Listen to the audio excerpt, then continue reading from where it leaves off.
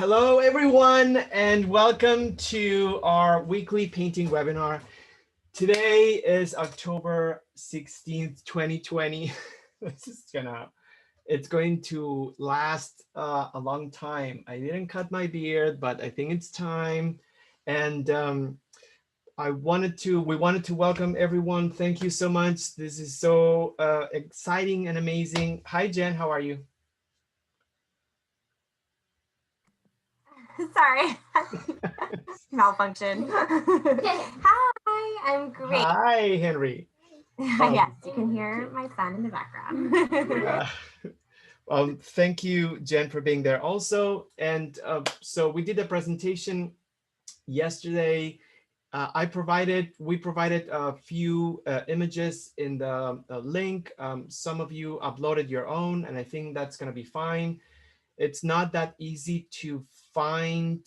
I didn't find it that easy to find images. We used almost 30 last year, and a lot of people did this assignment last year, exactly in October, mid-October, but also a few weeks later. So anyhow, we uploaded like different images. And the first thing that I want to say is that the images that we uploaded are purposely cut from the neck up. So some of the images may have extra space above the head that may look blank, and it may not have the same color as the background of the image, but there's an intention behind it. Whether you want to do that or not, it's up to you creatively. You can just change the composition. But the idea of the assignment was to just intentionally do the portraits from the neck up, playing with the concept of a beheaded figure. So anyhow, I just found a dude on Pinterest. We use Pinterest a lot for the photo banks that we create. And I didn't see this image before, so I thought it would be fun and interesting to change the gender of the person. So there's a little bit of eerie feeling selecting these images. But that's the point of this assignment, right? So simplification will be very important. This is a portrait assignment, but at the same time is a still life assignment, and also it's a hair assignment. It will be a great practice it will be a great practice, period. A couple of things that I wanted to mention is that there was some liberty of color interpretation in some of the assignments from last year. Be careful about the use of color and how that can turn out to be very decorative and ornated, but maybe that's the perfect assignment to do that. But some of the things that were interesting from last year were the fact that some people use a monochromatic palette on the face, and then they brought the color on the wig. It was a way of making the face less alive and bringing the focus on the hair. So that could be an option if you want to, or even desaturate slightly the colors of the face. I think I'm going to go for that, and then I will see if I want to add something, some color on the face. So I'm just going to go ahead and switch the camera. We're here. If you have any questions, you can type them, so we'll be able to answer them right away. If you have any suggestions, if you want us to do something, we're both ready to answer any questions that may arise. And yeah, so all right, let me just orient this a little bit, and then I'll explain the first step. So I'm going to do I'm going to be sketching. I'm using a format that is rectangular with a size that's 12 by 16. It's larger than I would use just because it's easier to have a camera nearby so you can hopefully see the process. So At the same time, since I have the 12 by 16, I'm able to print an image that's similar to this proportion of the format, the size of the format. So it's going to be a little bit easier for me to kind of like translate the images, the image, mostly because I'm going to use horizontal alignment. But you can do this from your phone. It's not a big deal. It's not a problem. And I would do that as well. But since we like to use the two cameras for the webinar, I cannot be using that camera. So if you have a laptop that you're using for this, maybe a smartphone, but a digital image will work equally well. So for stage charcoal potato shapes, let's try to find a composition that we are comfortable with in regards of the arrangement of the visual elements on the paper. I'm going to use things that are cropped, things meaning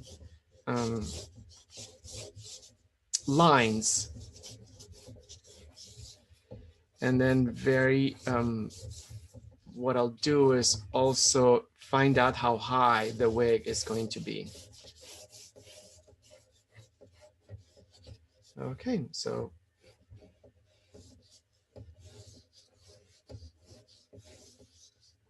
this is my first potato shape.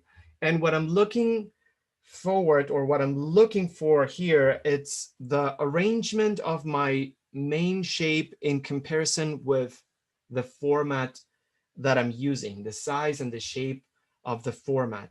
It's very important because I want to make sure that whatever I arrange has an intention. So it's not arranged in a way that looks off center, or it has a weird cropping.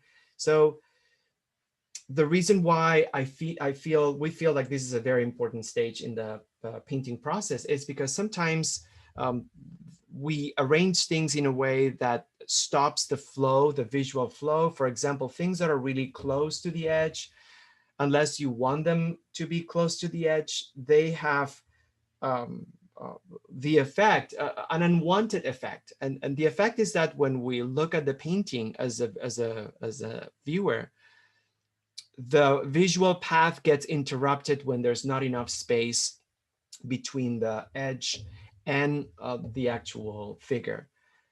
At the same time, if these images were supposed to be framed, which some of them were framed last year, when you put something really close to the edge, the frame, the little bit of the frame that goes over may cover your painting. So it's important to leave, for me and for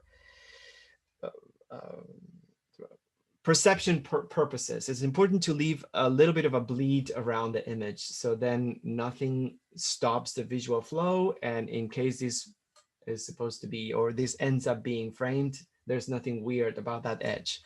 It doesn't matter how many times we mention this. It's very hard to do that, but it's very important that we have that in mind when we arrange. So it's a portrait, and I know already compared to what we did last week, it's going to take me a little bit longer to arrange the elements on the format.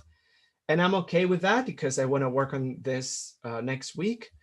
So I'm not going to rush this step because there's nothing more annoying than working on this and then at the end of it feeling there are certain areas that I wish I would have cropped or moved. So what I'm doing right now is, if you notice, I'm working on horizontal alignments, and this is something that you may want to consider if you do a painting on your own with a subject that you are interested in. Print something that you can use as a reference in a way that has a similar size as the format that you're using. So that way it's a little bit easier to translate the image. So I'm just going to do that above, and then, yeah. And then the chin. So I just set up the height, and then I'm just going to go over the silhouette and refine that potato shape a little bit more. I'm not ready for structural lines yet. So I did my first potato shape and I changed the alignment. But right now what I'm doing is working on the outline and making adjustments on the outline. So I will be able to go into the structural phase, which with much more confidence. So this is a very long drop. Just gonna see if I can do that. Very long drop.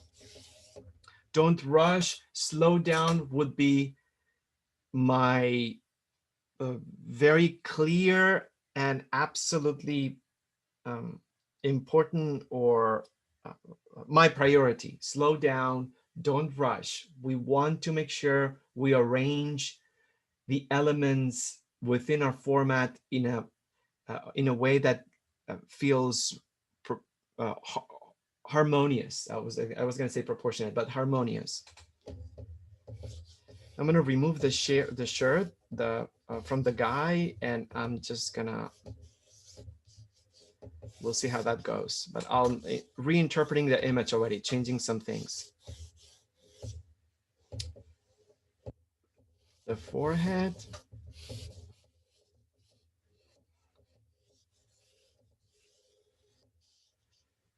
This will be shoulder.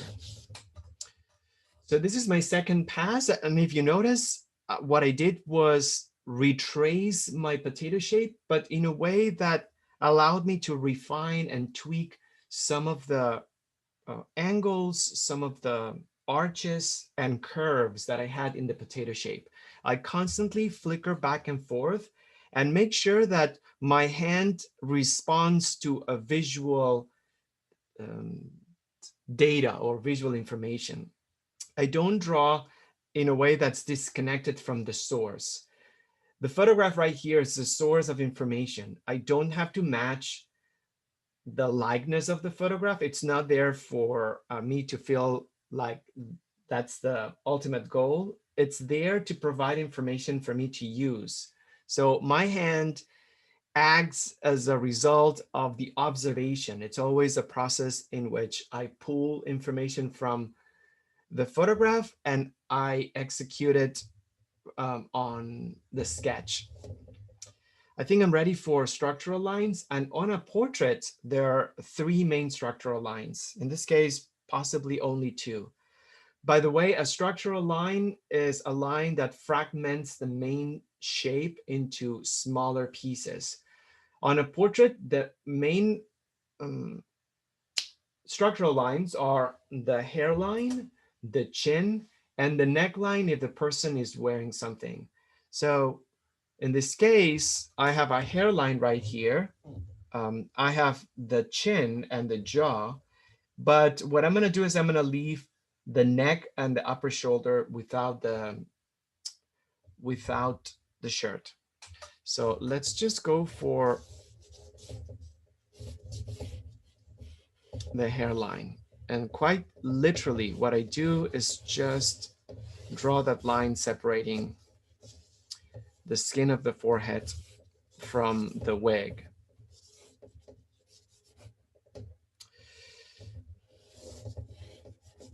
And then I'm going to do the chin and the jaw really low. Constantly flickering my eyes back and forth. It's amazing how we are not used to the simple process of observing and then trying to translate. Again, I'm going to use the horizontal alignments and I will draw. Actually, what I'm going to do, even better, I'm going to draw the height of things. This could be a good trick, or tool rather than trick, to translate the image onto the format.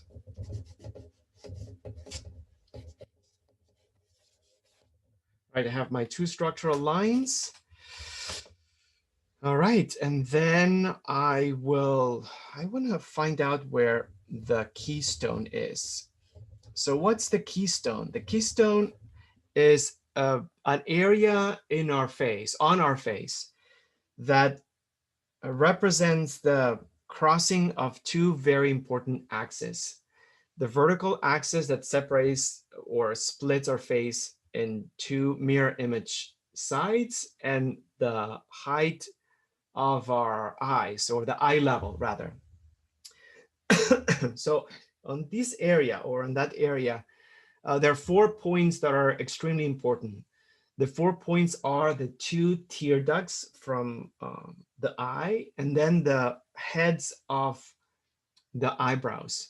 If you connect those 4 points, you get a shape that, depending on the posture or the position or the orientation of the face, obviously will change that shape. But you get a shape that's called keystone.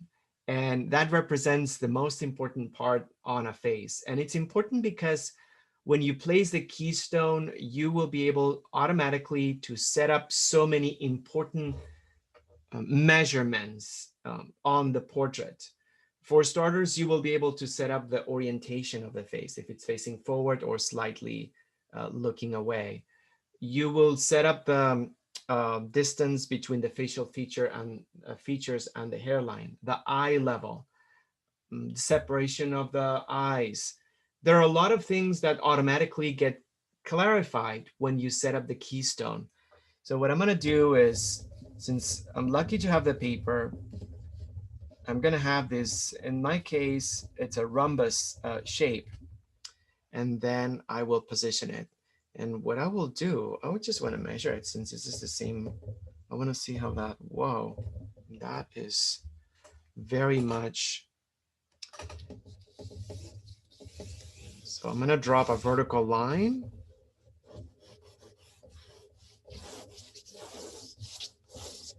And then I'm gonna see how far from that line this is.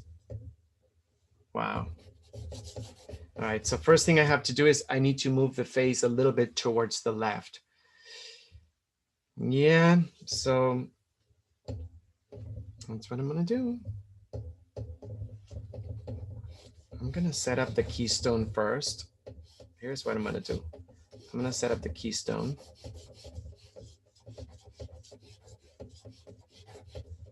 And then I'm gonna redraw the rest of the face based on the keystone. So things that I did with the potato shape in regards of the side of the face, I wasn't able to measure the distance between that and the edge of the photograph, just because it's a little bit further away and I don't have any lines that would allow me to anchor that shape. So naturally what I did is I made it a little bit more towards the edge of the paper. So I just want to show you that sometimes, especially when I have an image, what I do is I drop some lines and I create my own grid. We've all seen how we can draw or translate an image by creating a grid on the photograph and then doing the same grid on the paper and then following um, the smaller portions of the grid as smaller areas to draw. But there's a way of doing or simplifying the grid and making it more tailored to the drawing or the visual reference. So that's exactly what I'm doing. Instead of doing a full grid, what I'm doing is dropping some horizontal and vertical lines in order to use those as a way of making measurements.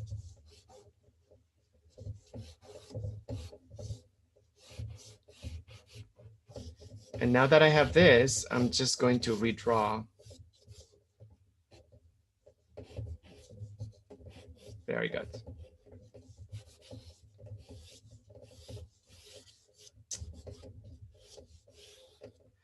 Now, am I supposed to be exact with proportions? I am not, but at the same time, I like to practice this kind of like calibration, because I think it's important to become familiar with that, and then you can do your own interpretation or your own simplification. But I don't think it's a good idea to forget entirely about how the proportions, or rather relationships, work. just because we feel we don't get it. My encouragement is to try to find whatever formal aspect in drawing um, you can you can handle, and then become familiar with that. You can always change that and later break that rule later. But I think it's important for me. It's important to become familiar with this sort of like proportion or relationships or realism before you decide to create your own language, if that's the case. So first thing that I'm drawing on a portrait, I already went a little bit too fast, is the eyebrows, and I'm doing it from the top two corners of the keystone. I'm starting with the head of the eyebrow, and I try to draw the entire area from the head to the hump or the middle of the eyebrow, all the way to the tail. And instead of doing a line, what I'm doing is I'm hatching the eyebrow following the direction. Since I have this, I'm just gonna measure this, yeah, to double check. All right, I have the two eyebrows. So I was able to make some changes here in order to push the middle of the head a little bit towards the left of the paper, because I had things um, moved towards the right, and I wanted to double check that the vertical axis would give me the right orientation. All right, so now let's do, once I have the eyebrows, I can draw the shape of the eyes in relationship with those eyebrows. So I try never to draw something in an isolating way. I try always to relate it with something else. And in this case, what I do is I create the shape of the eye starting from the tear duct, and then following or regarding, considering the distance between the upper line in relationship to the eyebrow, the length or the width rather of the shape of the eye in relationship to the length of the eyebrow. It's all a game of relationships.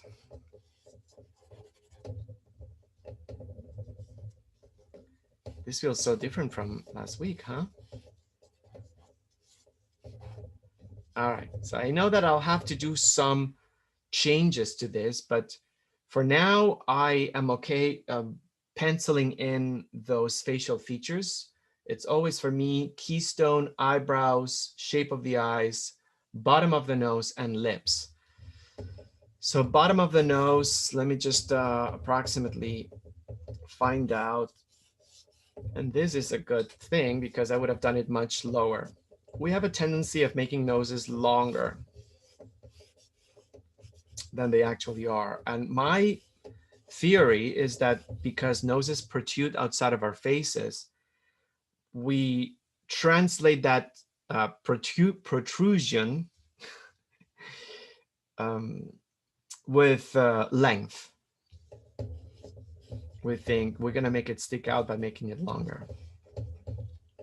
What do I do with the length of the, or the width of the bottom of the nose? I always relate it with whatever I have. So I make this relationship, I drop this vertical line from the nostril, the edge of the nostril. Rather than dropping it, I just build it. And I find out that it's as wide as the tear duct, or where the tear duct is. So that was okay. And then how do I do the lips? So the way I do it, I usually, if the mouth is closed, I do the line between the lips first. And the reason is because that's the darkest line. And since it's the darkest, it's the line that's going to be easier to draw. And it's the line that's going to give me more clear information about how far away from the bottom of the nose that line is going to be. So two things that I have to figure out here, and I figure out things by observation. The portrait or the face of the figure, it's not facing forward. It has a very strong rotation, more than three-quarter perspective. I would say three-quarter rotation, which means that all the facial features will also rotate, which means that the mouth, it's not going to have the same width from the middle of it to one corner in relationship to the middle of the mouth to the other corner. And that's very important because what we do all the time, we draw lips regardless of the rotation of the face, always as if they were facing us forward. So that's why, for me, drawing the line between the lips, it's a good way to first find out exactly how that structure fits the rotation, how much longer one side of the lips or the mouth it's going to be in comparison to the other side. And then generally what I do after that, I don't do the upper lip because I always feel like it's a very strong line. I try to keep it soft, and I just shade whatever's darker. I want softness. I don't want this to really take over. I think for me, this would work better than if I would draw the upper lip and the bottom lip. All right, so I'm ready to shade, because once I have this, let me see if I can just measure the distance between that line. Yeah, I noticed that. So there's the structural line here. It's a little bit narrower, or a little bit also towards the left. So I made that change. And I'm even gonna do the neck. Oop. All right, so big changes here. Big changes. I am more interested in making more congruent. I need to stop using words that I shouldn't be pronouncing. Relationships between the elements of the face, than what kind of shape or the wig is going to have. Because what's more important in regards of or in relation to likeness, it's more important than that I tweak elements on the face, because the wig, it's a little bit more forgiving. I can make more changes on the wig and it should be okay. No one's gonna notice. But on the face, I'm gonna pay a little bit more attention. I'm using, okay, this works. This works. The wig, I had it okay, but it was the face that needed a little bit of tweaks. So again, I don't hesitate making those changes. I'm gonna do the nasolabial wrinkle, and then I'll just squint my eyes really hard and find out where are the shadows. Darker to lighter when you shade. I'm using the side of the charcoal. I don't want to be too detailed, but what I do want to do is find out how the light, we talked about it yesterday, or Wednesday, rather, Wednesday. How do you find out the light direction? And we've sort of like proposed a very simple formula. Look at where the cast shadows are, find out where the highlights are in comparison with the shadows, and connect both areas. On the other side of that line, you'll have the light direction. if that works. So I'm doing the darker shadows. I know the highlights are here, so the light direction will be this way. So shadows first, find out where your highlights are. If you connect both lines and extend that connection, you will find out approximately where is the light direction. And we want to find out, or to guess where the light direction is, because that's going to help us build the illusion of form. So it's not just shadows here. that we have to put.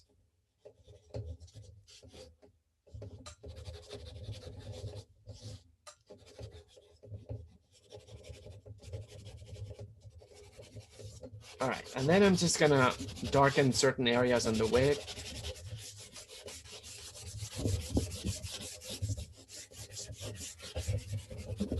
I want to make sure that this feels a little bit, it feels less linear. So I just want to fade that line because anything that's very linear, it's just going to give us a very flat look. So the purpose of shading, it's not just to build the illusion of form, get the light direction and how it affects all the components of the figure, but also to just fade the linear aspect and transition it towards something a little bit more natural looking. I don't know if that's the right answer. I'm getting a little bit too entertained with how this looks. And that's when I should be pulling out. I should be pulling out right now. Because there's a moment with the charcoal in which I feel so comfortable that I want to move forward and move forward and move forward because I'm starting to build likeness and things are falling into place. But if I move too ahead of the sketching stage, then I will feel like the wash, it's destroying all the work that I've done. The purpose of this part is just to give us an opportunity to arrange things on our format. It's not to develop a drawing too much because the drawing will continue happening throughout the entire painting process. So yes, this is an opportunity to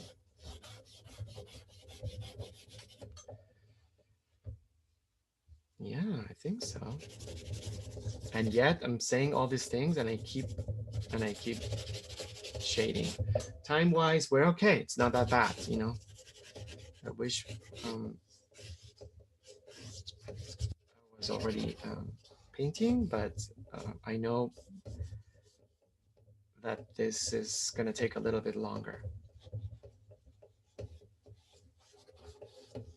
The jaw needs to be a little lower, but I'll be able to make those changes later. All right, I'm going to take a quick break. This is a lot of work, but I'm okay right now with all the changes. The most important thing that I feel this was helpful for is to understand that I had to move more than, I would say more than an inch, my figure towards the left.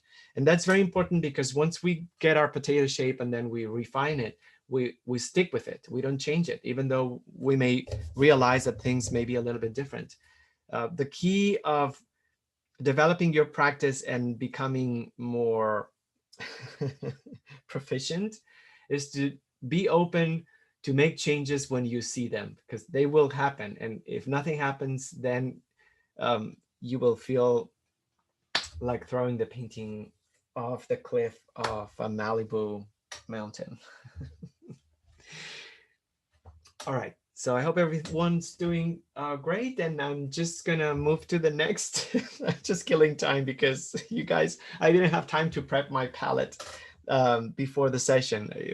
I was spinning this morning, and so I'm gonna explain what is gonna happen next, and then I'll take 5 minutes to just prep my palette. Hopefully you have yours already done, but I need to transition from dry to wet, and I need to do so by incorporating a very monochromatic layer that's gonna contain mostly mineral spirits and a little bit of paint. And that's what I'm gonna do. And I think I'm not gonna change my palette from last week. I'm just gonna refresh it. So I'm just gonna use my neutrals. I have everything, my base colors are on a Ziploc. So I know that they're all there and I don't have to. All right, in the meantime, as I prep my palette, I will tell you guys that I've been filling my driving time And my empty time, I try to get off social media as much as I can, which is a struggle. And I try to be more productive with that time. So I've been listening to a lot of podcasts of different kinds, interviews with people that I admire and I like, political figures that are super smart and very interesting. I'm just gonna dump it there, but I've been listening to a lot of interviews with Stacey Abrams, and she's an incredible person. And I hope, um, yeah, she's more present in the national stage. But just going back to what I was gonna say, other um, podcasts that I've been listening to are painting podcasts.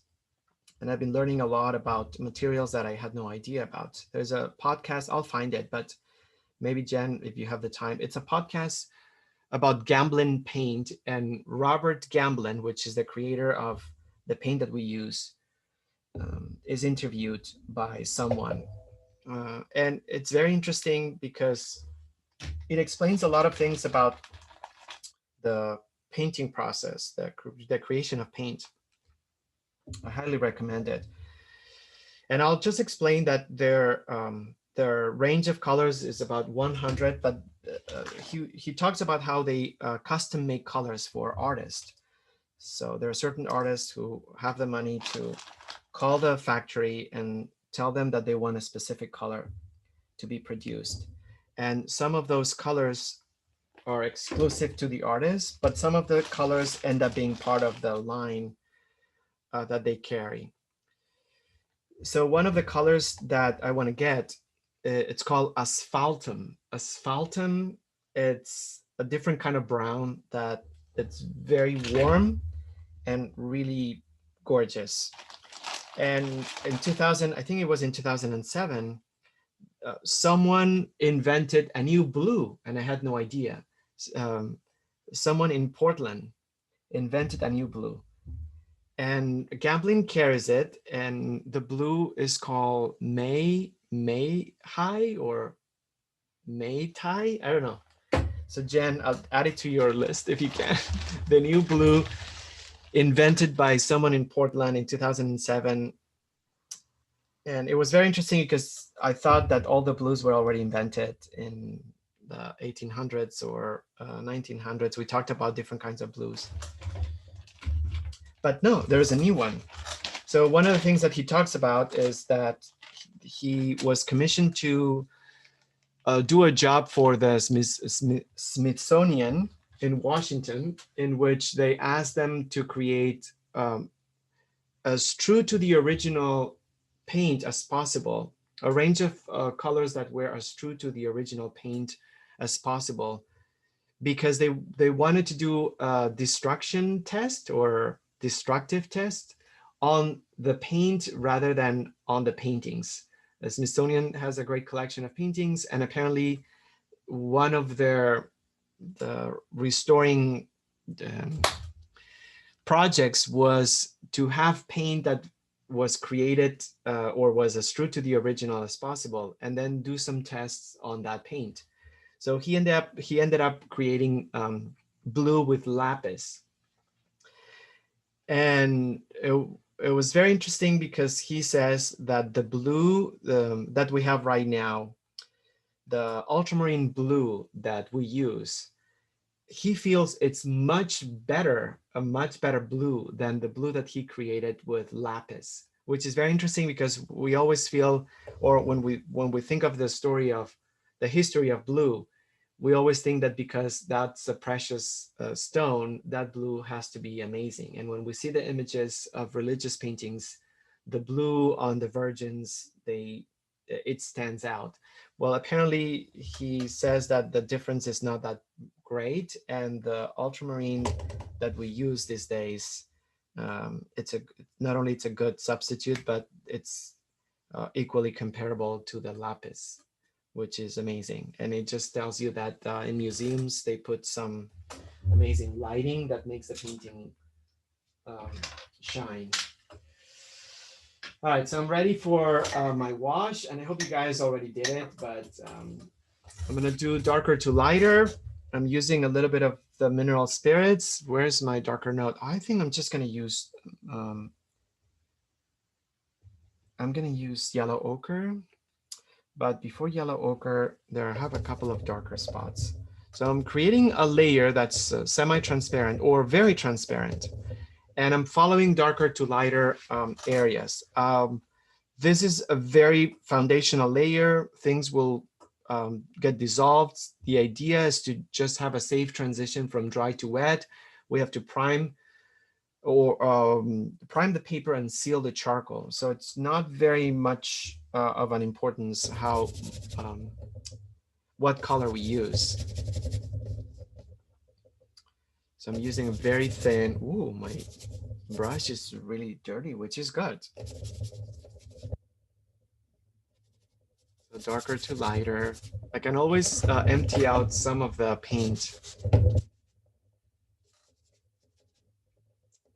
It was also nice to hear from the actual manufacturer how the pigments that they use, they are the most benign pigments out there, because one of their missions is to make sure that they don't use anything toxic or super toxic, some of the pigments. But they don't have lead white, for example. And they created a formula with flake white, which was supposed to be the substitute of lead white that doesn't have lead. So, and then I'm just gonna use, which color I'm gonna use? You know, I said I was gonna do this. Actually, what I'm gonna do, I'm gonna stick to that idea. I'm going to use the same color as the wig. I'll keep this very monochromatic. Why not?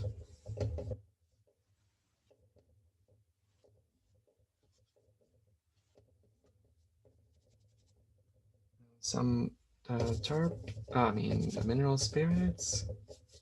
So yeah, I haven't finished the podcast because it's over 2 hours long. But I'm really curious about the when he talks about toxicity, because one of the concerns that people have, it's how toxic the paint is, and the more we learn about it, the more we realize that not only it's not as toxic as we think, but it's less toxic than acrylic. That I know. Um,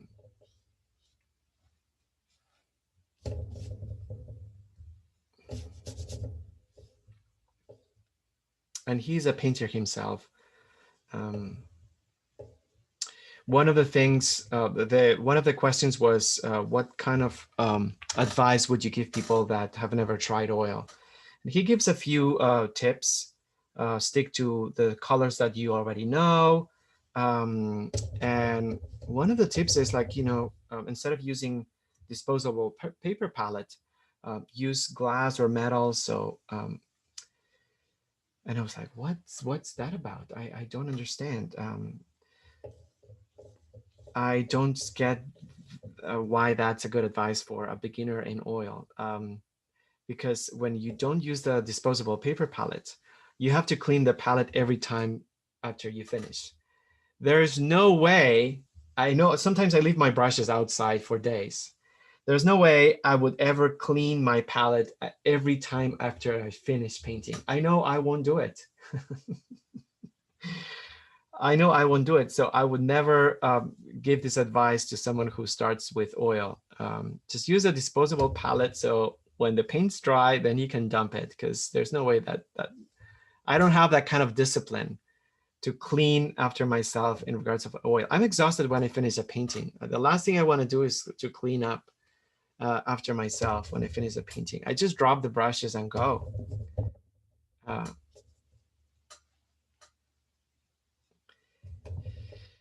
Yeah. All right, I already know how many things I want to change with shape of the bone. So again, it's all about being able to understand and accept that we will see changes. We will see things that are going to be different. And it's gonna, the key about the growth in painting is, what do you do when you see something needs to change? Because we feel like if we do change, then we uh, feel like we're guilty of not knowing where it was at the very beginning, and then we totally lose it. I'm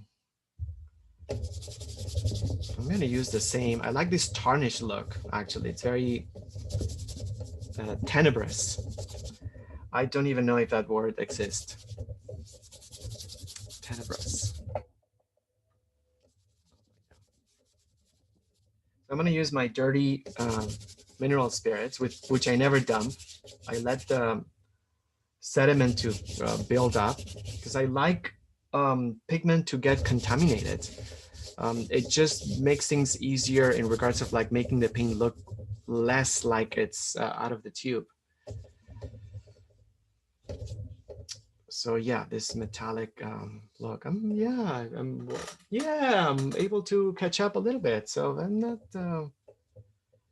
I'm not mad. 2020 motto. I'm not mad. Well, you know, I'm trying, but I don't know. I'm mad a lot of times. Okay, so another thing that I need to do that I didn't do, this is actually a little bit higher. So if you notice, even though the paper is super wet, I can still sketch with a dry material. I've never done this before in front of anyone. But yeah, that's possible. Oh yeah, that's so much better. I moved it almost an inch up and it made such a huge difference. All right, I'm done. I finished. I'm done with the wash, obviously. But so let's just talk about the next step after the wash. I'm happy I did all the same color. I used the yellow ochre.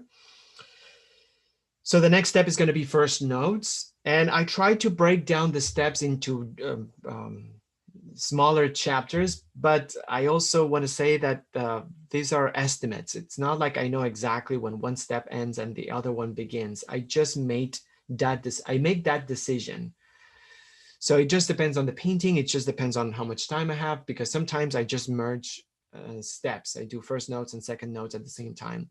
But anyhow, I consider this a very formal look of a finished wash, or staining rather. That's the proper term for that. And now I'm going to move to the first notes. The first notes are the color fields that I applied on top of the wash that block out or create a little bit more opacity and allow me to start building some edges. So I switched the brush from big to medium. I'm going to use an old and hairy brush because that's going to be better to block it out. So this is not about, it's not about detail. It's not about blending. That's going to come later. I just want to build on top of my wash, and I'm going to follow the same order, or a similar order that I used for the wash. Order meaning starting from darker to lighter. So for first notes, I work by value on the overall painting, not by location. So I'm going to be a little bit loose here. I just don't want to be too tight. I don't want to be too tight.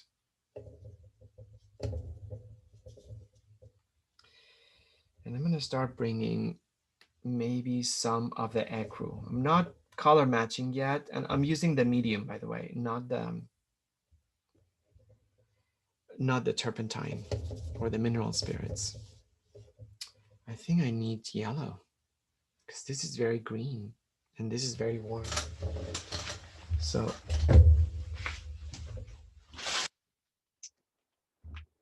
I have a bag where I keep all my yellow and orange colors. So they're all grouped together. And I'm gonna use cadmium yellow light because it has already sort of like a cast, a greenish cast. Cadmium yellow comes in different temperatures. Cadmium yellow light, cadmium yellow medium, and cadmium yellow deep. The difference between them is the warmth, the temperature. Cadmium yellow light has less of an orange tone. So it would work better for this. Oh my gosh, absolutely, yeah. So tips for hair. So how do I do the hair with first notes? For now, because I'm so far from doing texture. So what I do is I just try to identify the growth and the direction of how the hair is pulled. And that gives me an idea of the direction I'm going to follow with my brush stroke. Because for now, this is all I want to do and all I can do. Just follow that direction. My brush strokes are not super long. And again, I just try to build a little bit of opacity. I think I'm going to bring some green later. Oh, not now. I think this is, it's starting to be way too yellow. Way too yellow. So I just want to desaturate it. No. Not so much yellow.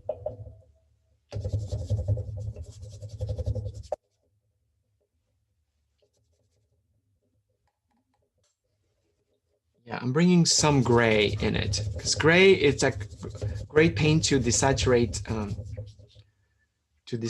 tones.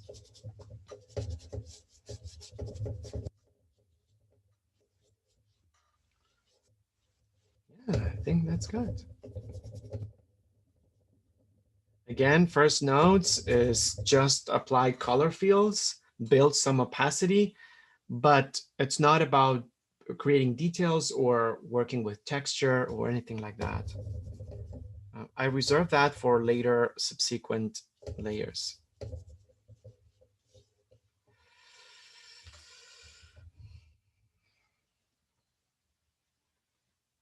think that's okay. And I'm gonna, gosh, I feel like I'm gonna change the color. I'm gonna reinterpret the color. I wanna keep it a little bit more harmonized with the hair. There's something about that that I think I like. So I'm just gonna bring the ecru and build some tones, maybe some gray. Yeah, I think that's gonna be my darker area. And some raw umber to create darker notes.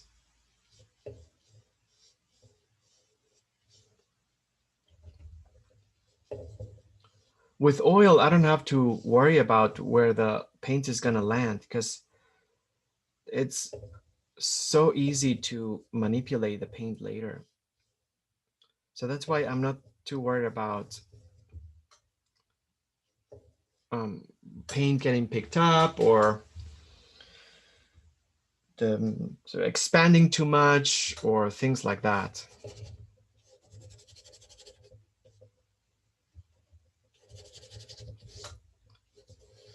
Yeah. And now that we're doing this, I think it's important to also think of the conceptual element of this. Because for me, I was thinking about this assignment, obviously, and I think it's important to consider where do we want to take it, because the photographs and the images are pretty. They're beautiful. There's a lot of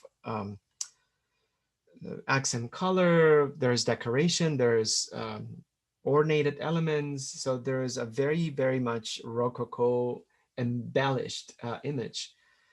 But if we don't contemplate or reflect on the conceptual reasoning for what we're doing, then we're merely replicating or just, copying the image. So it's important that you reflect on what do you want to say, and how do you want to say it, in regards of what kind of artistic decisions you want to make in order to say what you want to say. And I'm saying this because I'm making changes on the palette, and I'm already thinking on why. So I want to keep this darker, or not as lively or happy, or just give more of a somber look. So I'm going for the dramatic aspect.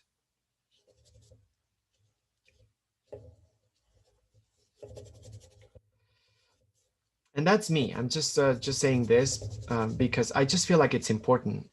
It will make your painting be more of a personal statement rather than just an exercise in painting.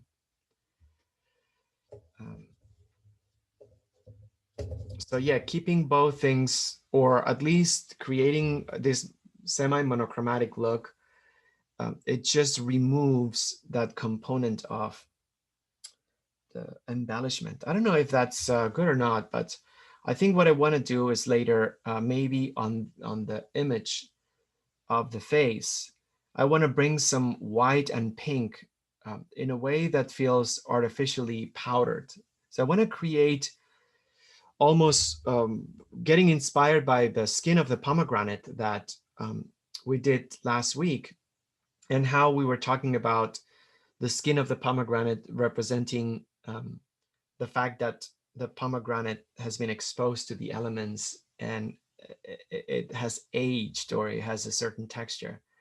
So I feel that was so beautiful to paint, and I felt so good about it, that I think I want to bring that same pomegranate texture on the face, almost as if, um, and that's one of the reasons why I chose this image, not because it's a guy, but also because it's the makeup it's applied so poorly. It's just like there's a lot of white here. It's not very well blended. The red on the lips, it's not even. So there's something about this degradation of the makeup that I really like. I think for me, it speaks of the what I mentioned in the email, this dissonance between what happened to these people's lives and what happened outside the real life. And anyhow, this is not uh, an exercise to create a thesis about the reason why we're doing this, but I think it is important because ultimately a painting is a painting, um, meaning a painting is a painting is a painting. It becomes a statement and not a painting when we conceptually want to say something with it.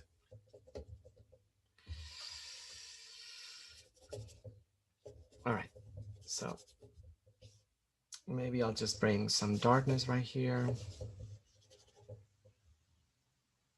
and I'll start to bring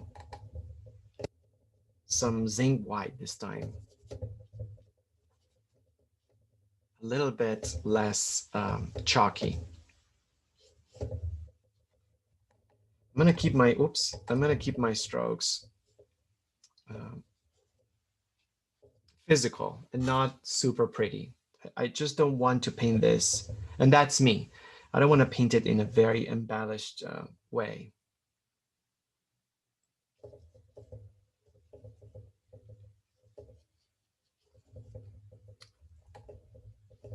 But I feel like it's important that you give a bit of time to reflect on it, because some of the paintings from last year, they have a very exuberant um, component. I remember like Denise painting. It was just beautiful. The botanical element, it just felt it was more, for me, that painting, it read more about almost like, I wouldn't say mother nature, but it was something very environmental about that statement, and also very feminine. It was almost like a Venus from the forests. Every viewer of a painting will interpret it differently. Oh, so Jen, if you can. So I was reading that Sotheby's, the auction house. By the way, I just feel like Sotheby's and Christie's are the enemy. So it's not like I love them because they're all about making money and they're squandering any opportunity for anyone else, any local gallery to make any money. So for me, they're the ugly corporate side of um, the art world. But that doesn't mean like I don't follow them. And Sotheby's is putting a lot for sale that contains Monets that I've never seen from the Brooklyn Museum. The Brooklyn Museum is running out of money, and it's happening to a lot of Oh. museums. Yeah, they're selling part of the permanent collection, and they gave Mm-hmm. the rights to Sotheby's to do that. They're selling amazing stuff. And this Monet, Wow. it's exquisite. Let me see if I can find it, and I'll post it in our photos in our Yeah, album. yeah, it's sad, It's devastating. but that's what it is. We should be bailing out museums. I think. I don't Julio for know. president. I don't know if we should because museums. I mean, whoever's on the board of the museum, they make a lot of money. So maybe they should just pull their money out of their pockets and then just keep paying for maintenance. I don't know. I don't know what I'm talking about. But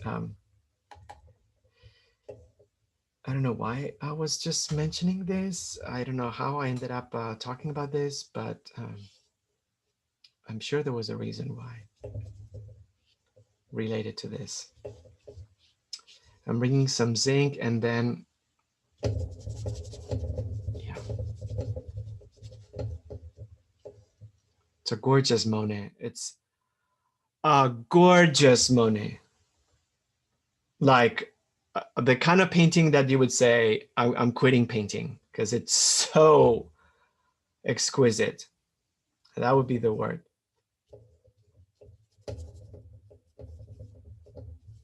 Wow, they're selling a lot. They're selling a lot, yeah. Oh, They're selling a lot. the work is so beautiful. Giacometti's and Miro. oh, Miro, yeah. That's from their collection, yeah. Yeah. Okay, I'll post them. Ugh, makes my stomach hurt. So these will just go to private owners, or will other museums acquire them? This will be private owners. Unless another museum just that's a good speculation, Jen. I'm just gonna be total shampoo set right now, which is another word for gossiping. I think the Abu Dhabi Museum, the Louvre I think they're just gonna snatch that Monet. Like, they paid $500 million for that supposedly Leonardo da Vinci. So, yeah. It's beautiful.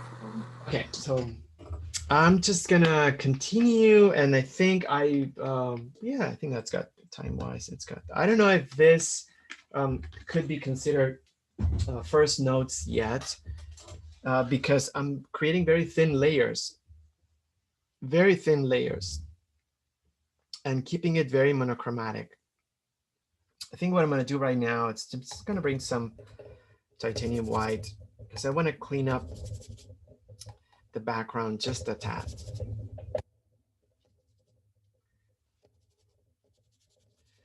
Personally, and this is something that should be revised or should be considered differently by every single painter. But I don't think I'm going to use any red on the face or anything like that. I know there was a photograph that I really liked of a lady, and the background was all red. And I thought it was interesting because it wasn't blood red, but there was some burgundy-like notes. And I thought it was a way of bringing the subject into more of a specific theme, which is, you know, Marie Antoinette's decapitation, without putting blood on the neck.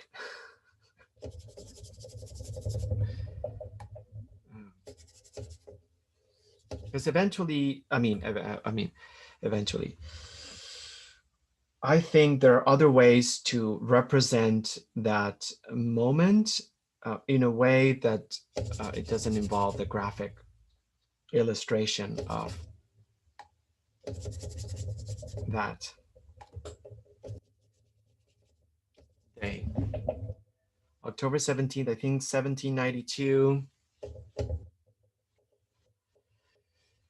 Yeah.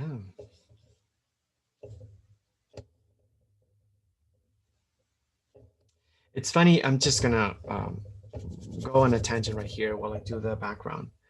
How over the years I've seen this episode in different ways. Obviously, this is something that when like studying history, not even in high school, it always comes up, and it almost feels the way we were taught, at least in Spain, in whatever late 70s or early 80s. It was taught almost as something very good. You know, there was no question about it. It was always like, wow, yeah. Um, in in retrospect, I almost feel like the educators at the time, um, they wanted us to, they wanted to make us feel as if we were part of the crowd attending that execution. There was something about talking about that moment in history that felt it wasn't completely unbiased. It's not the way I see it right now, and I understand the reasons and all that stuff, but definitely my view has changed um, in that sense. I don't feel part of the crowd cheering that. Not that I don't understand the reasons why, but um, looking at documentaries and movies, I uh, feel that that's more of a metaphor than the actual reason for it. And yeah, I just look at the hate that generated that moment, and I feel like that's very telling. Um, I think that that's very telling. Just the hate behind it.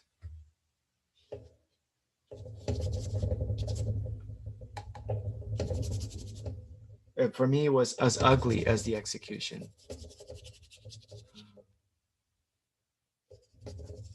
But I'm just getting into political territory, and I didn't mean to offend anyone. If you have strong feelings, totally understand about that. But all right, so I'm just gonna stop first notes here before I get more distracted. And I need to come up with a strategy right now because I cannot continue doing this um, by inertia or just because I'm doing it. So I need to take a moment and find out exactly what I want to do. So I just feel like here, obviously, there are two components. There's the hair and there's the face. And I'm debating which one I should develop more because I want the hair to be the subject, but I feel like the face is also very important. So I probably, what I'm going to do is I'm going to keep the color on the hair. I think that's just going to be it.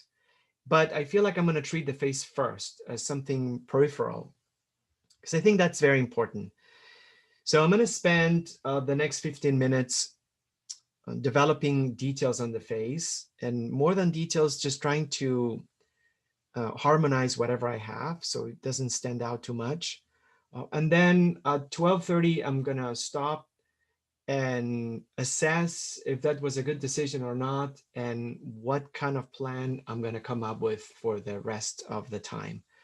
I'm not ready to say clearly what I'm going to do for the entire 45 minutes, but at least what I'm clear about is that I want to develop this a little bit further. So I'm gonna move to a medium and small brush right now.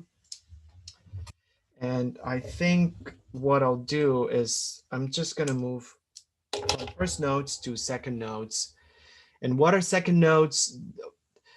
First notes were more like color fields to build on the wash. Second notes, I work by location. I take one area of the painting and then I create lighter and darker versions of that area. So it's going to be more blending and integrating elements with the rest of the surroundings. I'm going to follow darker to lighter because I feel like that's just going to give me a very solid ground. And I'm going to try to desaturate the colors because right off the bat, if I use really dark colors, I feel like anything on the face is going to stand out way too much. So what I'll do is not make it as dark. So I'm just gonna create lighter versions of things. Yeah.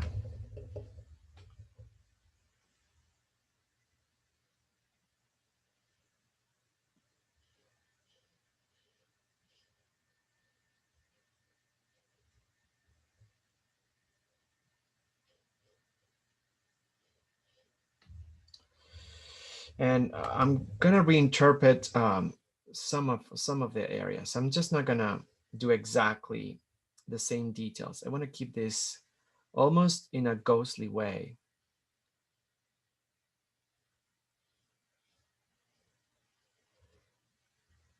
as if there was resuscitation coming back from the dead kind of way.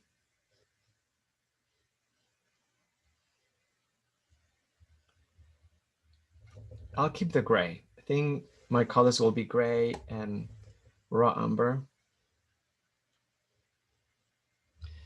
And I'm gonna go from darker to lighter.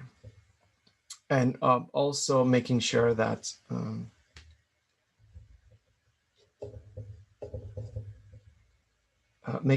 I work by location.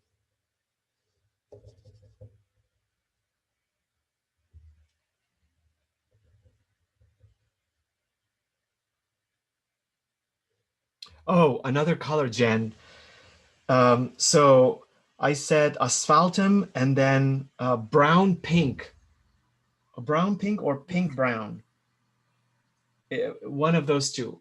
It's a new color too. It's amazing. It's not what you would think it is, but that's also a new color that they have that I want to get. I'm gonna go to the store and see if they have it. I don't think they have it, but in at Blake, but brown pink, I think. So beautiful. Um, was the blue you were talking about, was it manganese Yeah. blue Oh here? no, no, it wasn't manganese. It's like two words, two short words. Okay. I'm still Um, looking. yeah, I wish it's too short, like two separate syllables, 2 or 3 syllables. Okay, I'll keep looking. I don't, yeah, I don't remember.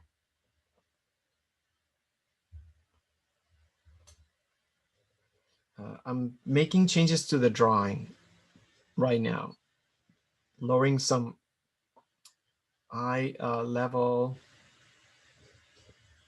raising the eyebrow in a more vertical way. I'm gonna bring some white to the outside to shred it.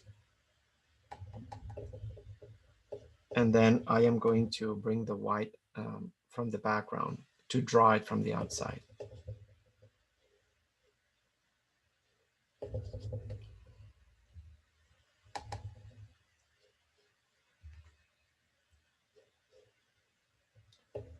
My strokes are very pixelated. I'm not blending I'm not blending too much. I just want to build. I think I'm happy with what this is looking like. I'm not blending too much. And giving myself this 15 minutes.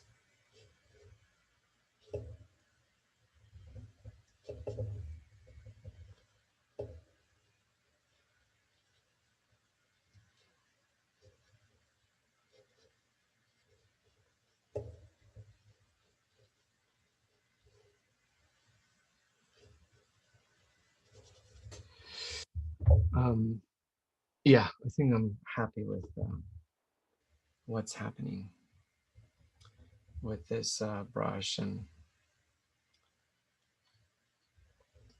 I'll bring some lighter notes and some darker ones at the same time.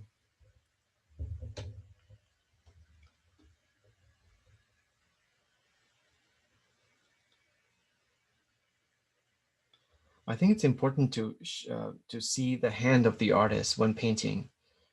So I always, more than ever, I just feel like I'm trying not to be super literal with the strokes, with evenness. I've been looking or watching some tutorials and online, some free tutorials, and I just feel like there's this emphasis on being polished, that it's so common. So I think I want to I value originality and character more than using oil in a photographic way. I'm doing darker to lighter. I'm just keeping the palette very um, limited. Just raw umber, ecru, and just working the values. That's what I'm doing right now. Just working the values. Gray.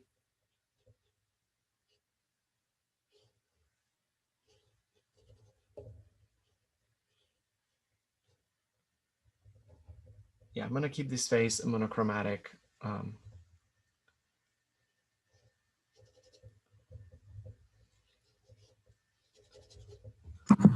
Leo, I think we lost your. Oh, okay. Yeah, something happened. Thanks. Uh-huh. Uh, Sorry, I don't know why. Um,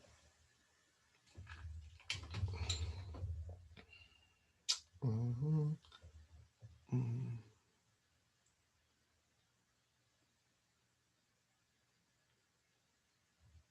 Okay, 1 second. Oh, no way. All right, so it's gonna take me some time. I don't know why.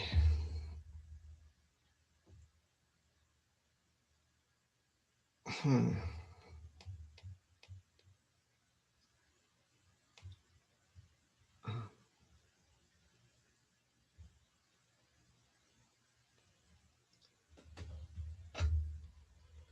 Hmm. Here we go.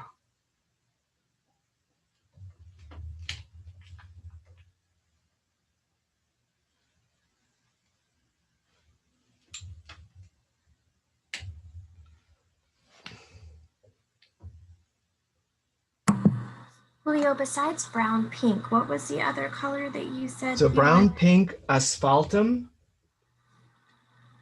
and the blue, the new blue that was discovered either 2007 or 2017 in Portland. The If you could take Maylene or May something Mayteen or I and think it's through Gamblin. they carried, yes, Okay. and I've seen it before in store, but I didn't know it was brand new. Okay, so I'm just gonna continue building, and I still have like 8 minutes, so. Um, So I'll just bring some strokes.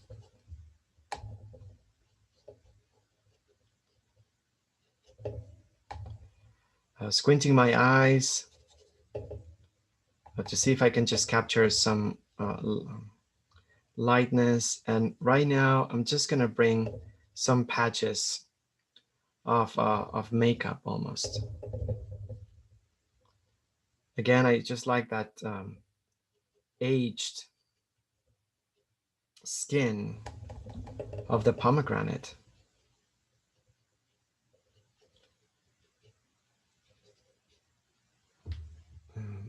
So I'm just gonna bring it to, and this eyebrow, it's way too thick. So I just wanna dissolve it a little bit.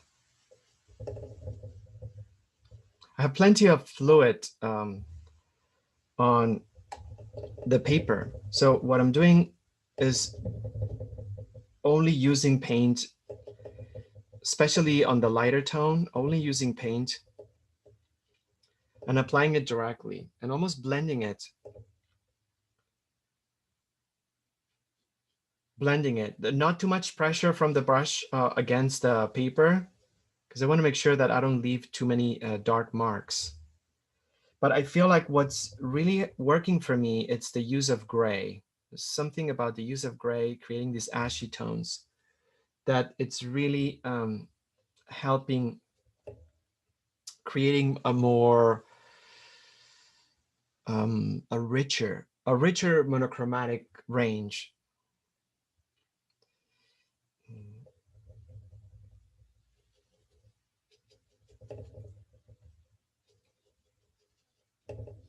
I'm gonna darken the bottom of the cheekbone because I feel like that's gonna help me.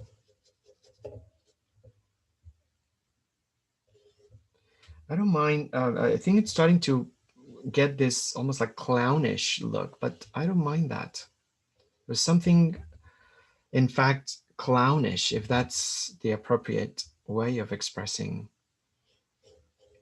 in that aesthetic. Frivolous in a good way. Can we say that? Yeah, in a good way.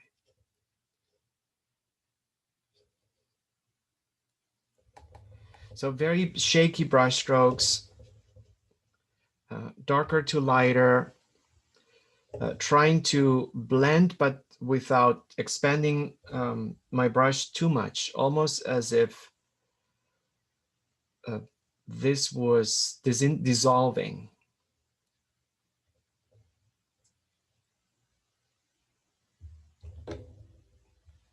Yeah, I think it's working. I'm gonna just do the corner of the mouth a little lighter.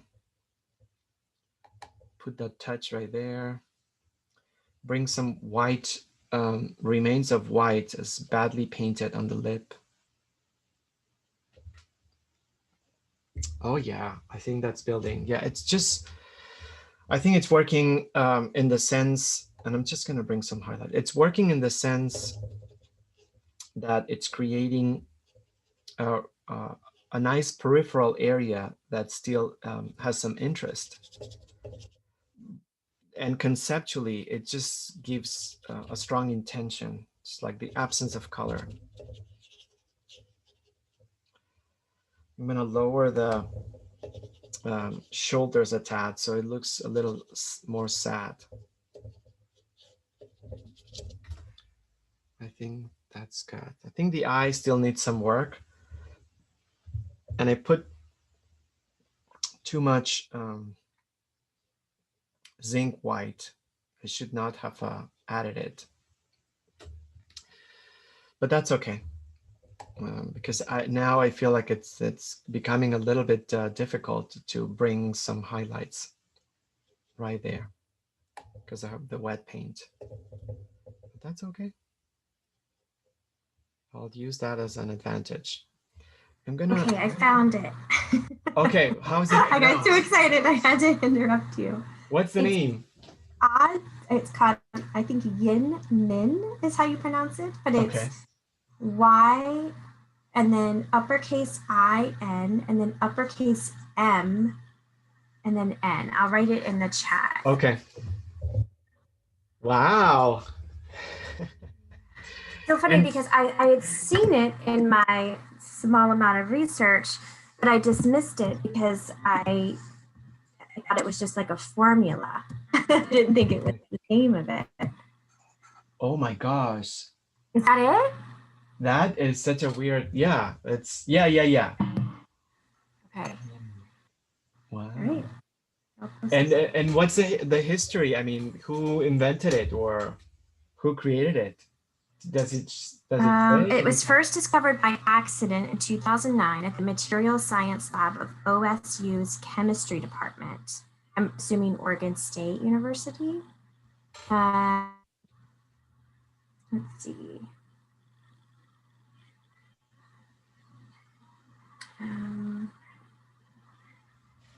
So interesting. No. It says mixing approximately 20% of ultramarine blue and 80% cobalt blue matches Yinmin's mass tone. Yinmin blue is grayer and redder in its tint, however, and then it shows a side by side. Oh yeah, and you can see it. Oh my gosh, tints are so interesting. Ooh. I know, Julio. This sounds like a Tuesday. Yinmin blue pigment is approximately 6 times the cost of cobalt. No. Brilliant blues. This is largely due to the component indium being a rare earth element. At this time, the cost of this pigment relative to its benefit to painters is too high for us to add this color to our palette. They don't have it. Colors.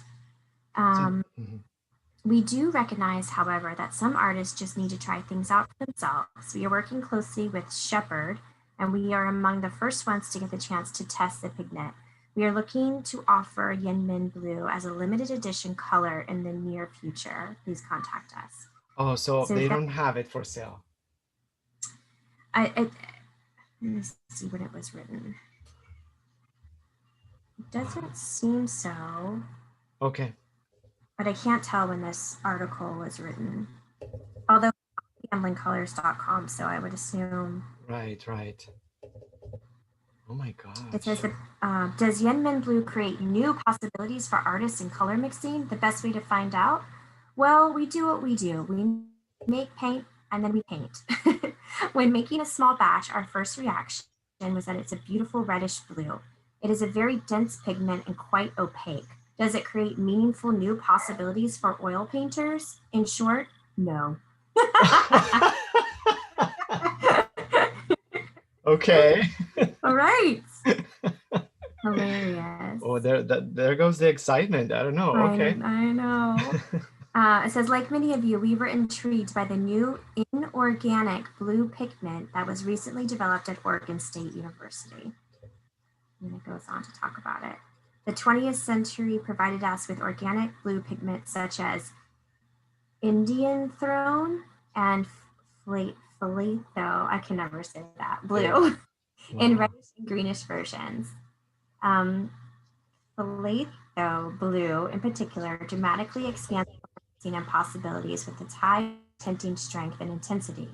Inorganic mineral-based blue pigments such as cobalt blue and cerulean blue have changed little since the 19th century. And then they talk about Yinmin and is it worth it? And basically they say no, but they're working on ways to make it worth it. So I will put this side by side. Okay. And all the things. Fun. Okay. Thanks, Jen. Very interesting. Wow.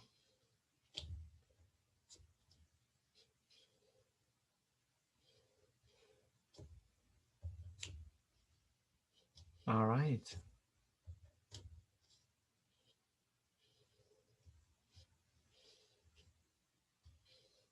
Okay, so I'm just possibly spending too much time because now I feel, oh yeah. So I feel like now I'm developing the darks and the lights and the form on this area and on the bottom part. And I said I dedicated half an hour. I was gonna dedicate a few minutes until and now I'm getting like caught up with this. So I'm gonna leave it here. I'm really happy about the look of it. Um, I love the expression. I think I need to do a little bit more work, but I like the fact that I used a very limited palette. I think I'm gonna bring red. I'm gonna bring alizarin crimson. I'm learning to pause and think what I want to say. So I'm going to bring alizarin crimson in order to bring that deeper red on the lips and on the cheek. Alizarin crimson, we are finding out it's a much better red than the cadmium red, much more intense. Uh, it blends better with other colors to create purples and orange, even orange tones. So yeah, the and also for third notes on the face, alizarin crimson works better, and also the quinacridone magenta. I think we have quinacridone violet or magenta. So those two are better than red. And also when we did the palette with the primaries, the alizarin crimson was a better red. Was it? Yeah, it was a better red than cadmium red. So I have half an hour, a little bit less, but yeah, about half an hour. So I think we're going to finish the instruction 5 minutes after one or after the last hour, just because we started a little bit later. So I'm just going to give you that update, and then we'll do 10 minutes. So the break will be from 12:05 until 12:15. So I have 30 minutes, and I'm gonna work on the wig. And the first thing that I was doing is working on the edges of the wig. I think that's as important as the texture. The wig is think of the wig as a mass, as a almost as a sculpture, and in that sense, that could be applied to any hair subject. So a few things are important. Obviously, texture is important, but more important than anything is the value, because the advantage of hair is that it's constrained, or it's reduced or limited to a very specific palette. You can treat hair in almost a monochromatic way at the beginning. So what's going to give you the idea of hair, it's not the fact that we're going to have to do one strand at a time. It's the idea of how the light and the shadows are building that shape. So most important, or more important than the color and than the lines of the hair, it's the values. In that sense, what I'm going to do, it's deepen the value in certain areas, bring a little bit more highlight, which I'm identifying.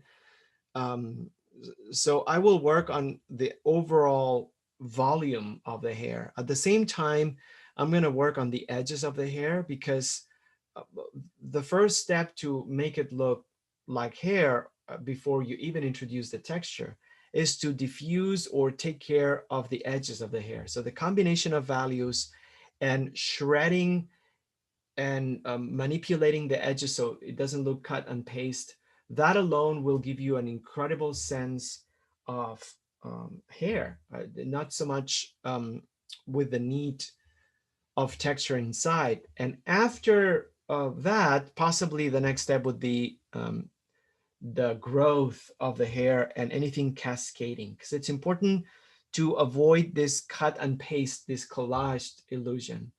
So value, edges, hair growth area, and something covering the face. There's a distinction on the edge of that. And then right after that, we can just go over and create the hair with an old hairy brush uh, and using a perpendicular position. It just doesn't feel like that because the camera, but not tilted, perpendicular. And then with a very, let me just do that. This is the end of the process, but I want to show you because I don't want to run out of time and not giving you that instruction or that advice. So no medium, because we don't want the brush to be completely loaded up. We want enough pigment to allow us to create a very scratchy brush stroke.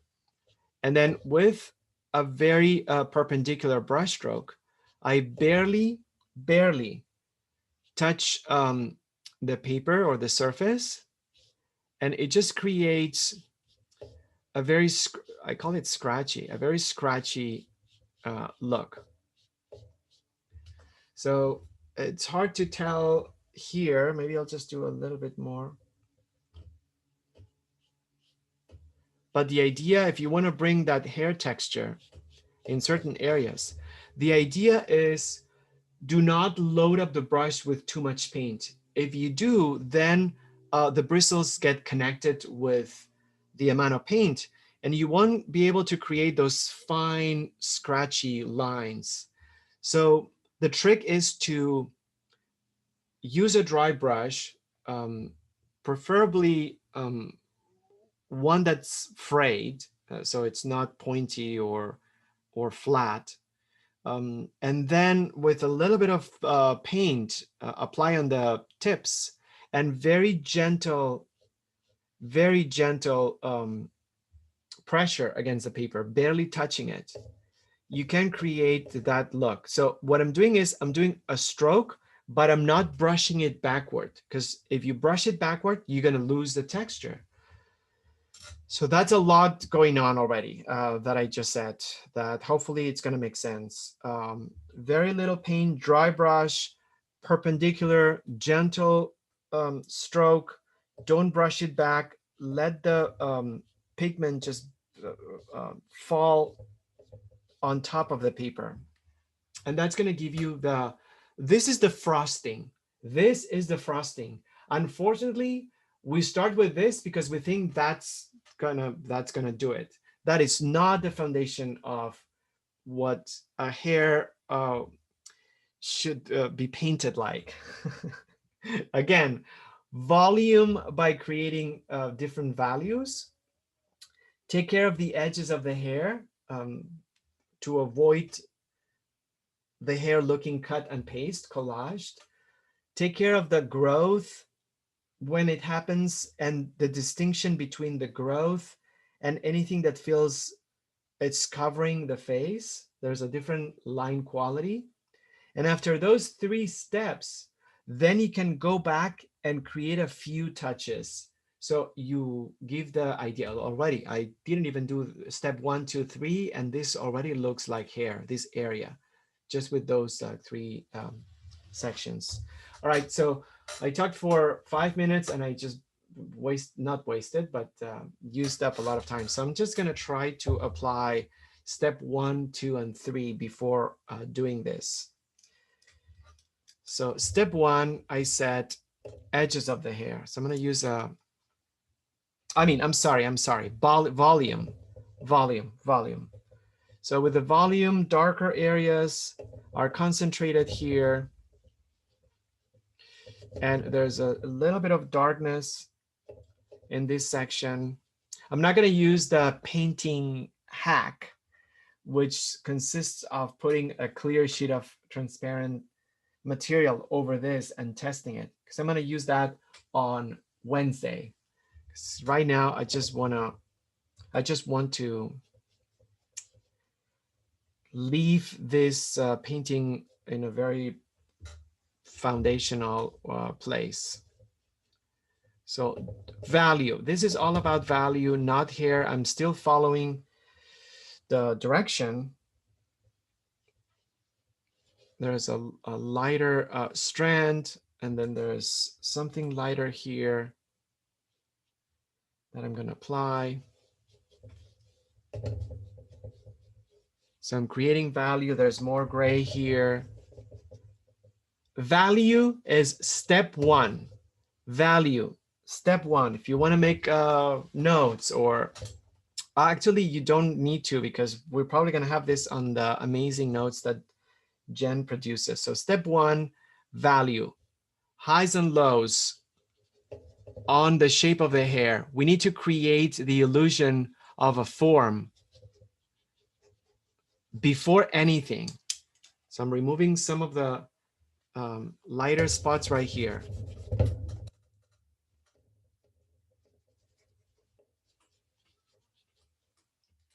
And I'll bring some yellow ochre right here, a little bit darker, darker area.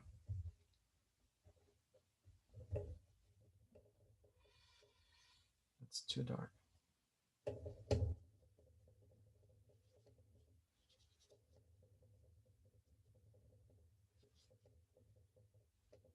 So this would be step one, value. The hair, it's we paint hair with the same value. If you go back to any portraits that you've done before, we paint hair with the same value. It doesn't matter if it's the front or the top or the back. We use the same color, and it's all one um, one artificial. What are those little toys that you can put the hair? Is it the Lego figures? You can just click blonde, brunette, red hair.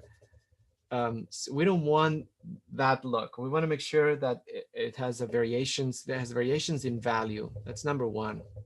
And I'm thinking that some of the images had curls and things like that. Don't worry too much about that because we can really simplify those areas into something less complex. But look at the overall shape. Simplify the overall shape.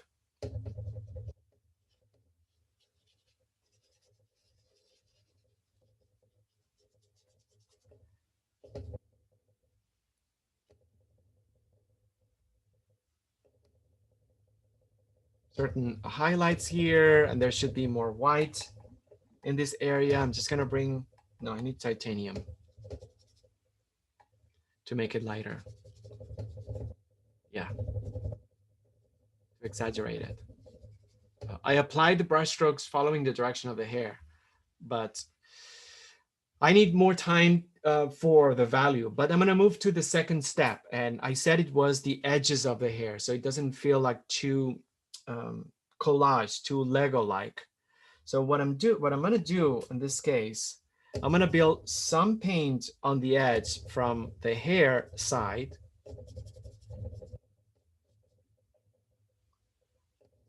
In a very random way.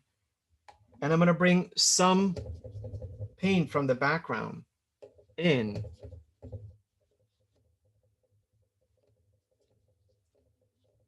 Also in a very random way. It has to be from both sides, from inside, but also from outside. And this immediately just removes that hard edge and makes it a little bit softer. So here, on the edge of things, unless it's really slick, it's not perfectly contained or contained within a hard boundary. There is transparency, there is softness, there's a very fuzzy look to it. So I'm gonna do the same thing at the bottom to give you an idea, and then I'm gonna move to step 3. So I'm putting some of the paint on the edge, Again, step 1 was value. I'm doing step 2, working on the edge of that shape. And then I'm gonna bring some paint from the outside and randomly apply it in a way that disintegrates that edge. So notice that this already has a look that it's not collage-like.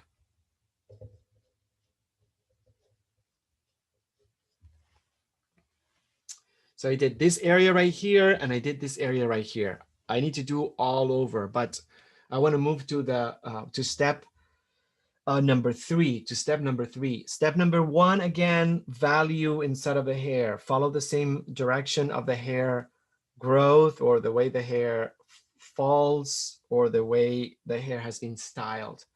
Step number 2 would be the edges of the hair, so it looks like the form is comprised of very tiny fibers that on the edge create that fuzzy look.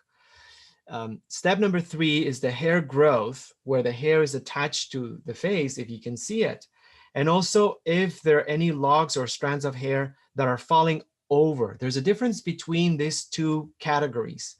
Hair growth means that the area where the hair starts to grow uh, is blended or has shared territory with the skin. So it's not a clear cut boundary in which the hair stops and the skin begins, or the other way around. There's always this soft area that invites to think that that's where the hair grows. And that's different from any kind of like hair that falls over, or bangs or locks that are not growing on the skin, but they're just cascading on top, or the hair behind the ears. There's always an area where the hair grows, and then the area where the hair falls over. So that's what I'm going to do. I'm going to bring some white in this area. And I need to bring this a little bit lower. And I'm going to try to blend the hair growth so it doesn't feel harsh. Very gentle brush strokes. I clean my brush constantly, so I want to make sure that I don't create um, strokes. And then there's this, I already kind of like have it, but there's this very strong artificial area where the wig, it clearly shows that it's not growing or it's not perfectly blended. The only thing I'm going to do here is I'm going to reinforce the highlights over this section in a harder way, or with a harder line quality. That's right. Sorry about the pauses.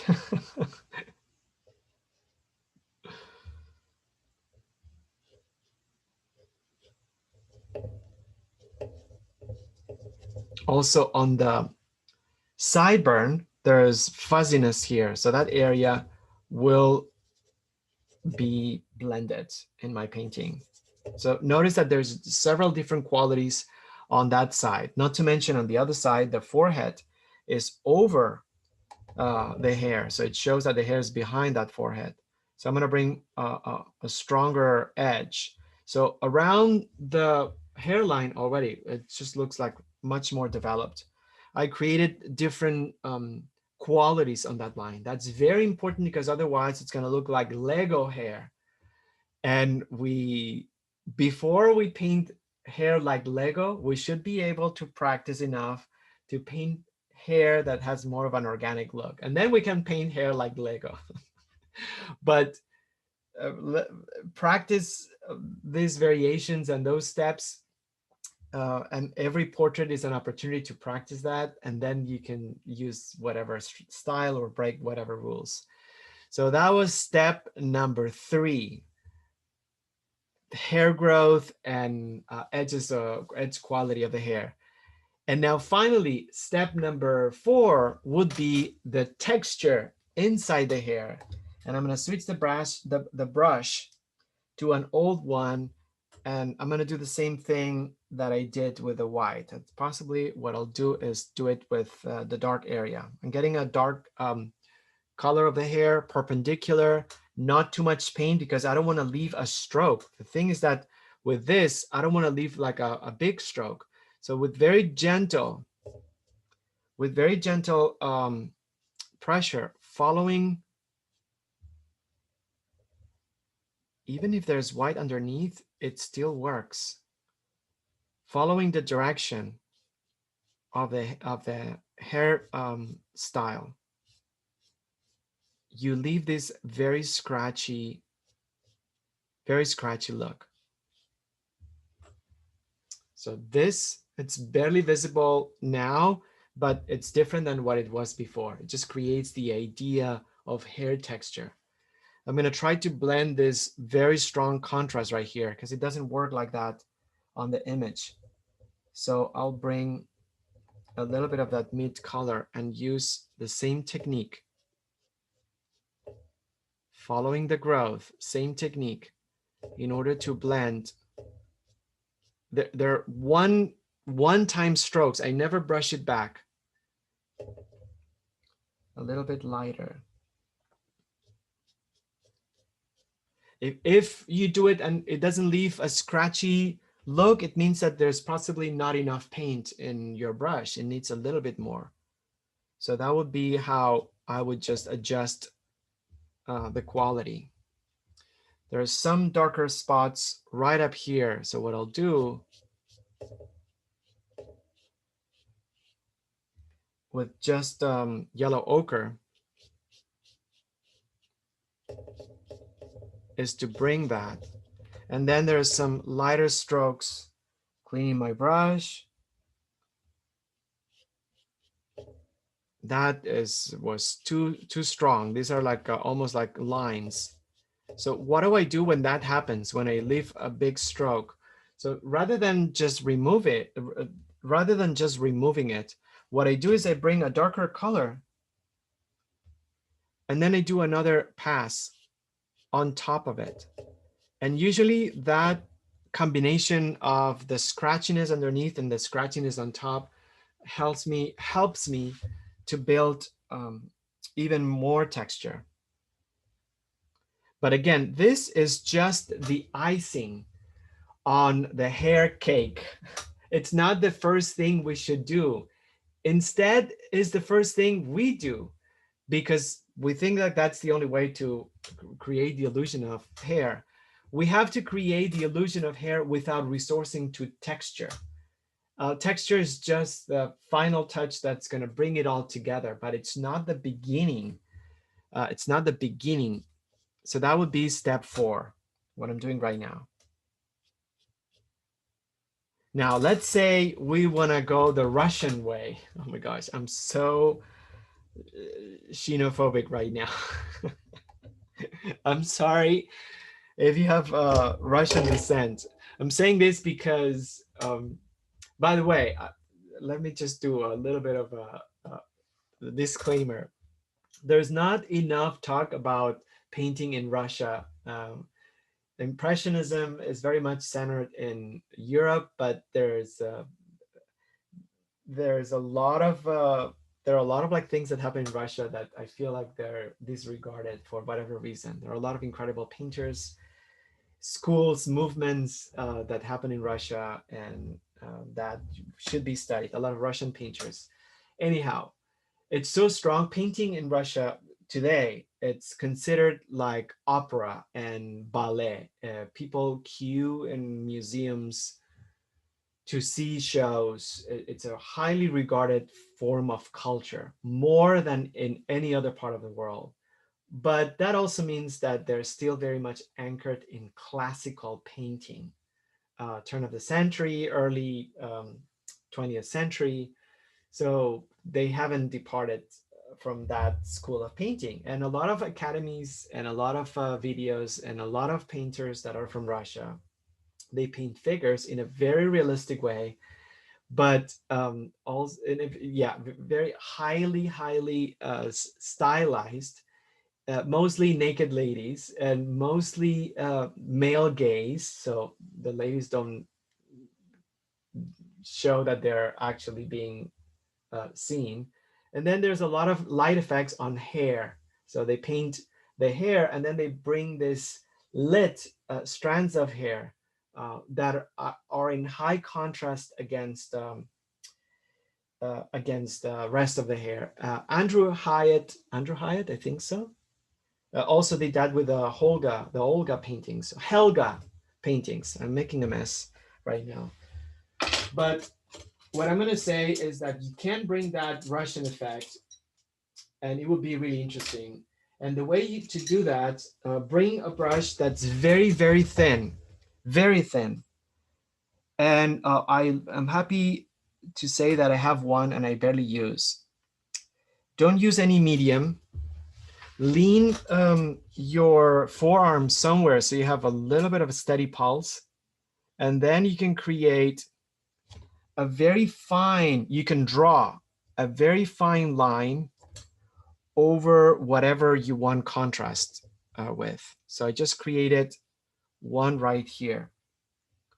I'm gonna make a squiggly doodle also right here. And at the same time, I will make one with a darker note, just falling off the other side. And that's going to be possibly, I wouldn't recommend this, but it's not necessary. But that would be step 5. That would be step 5.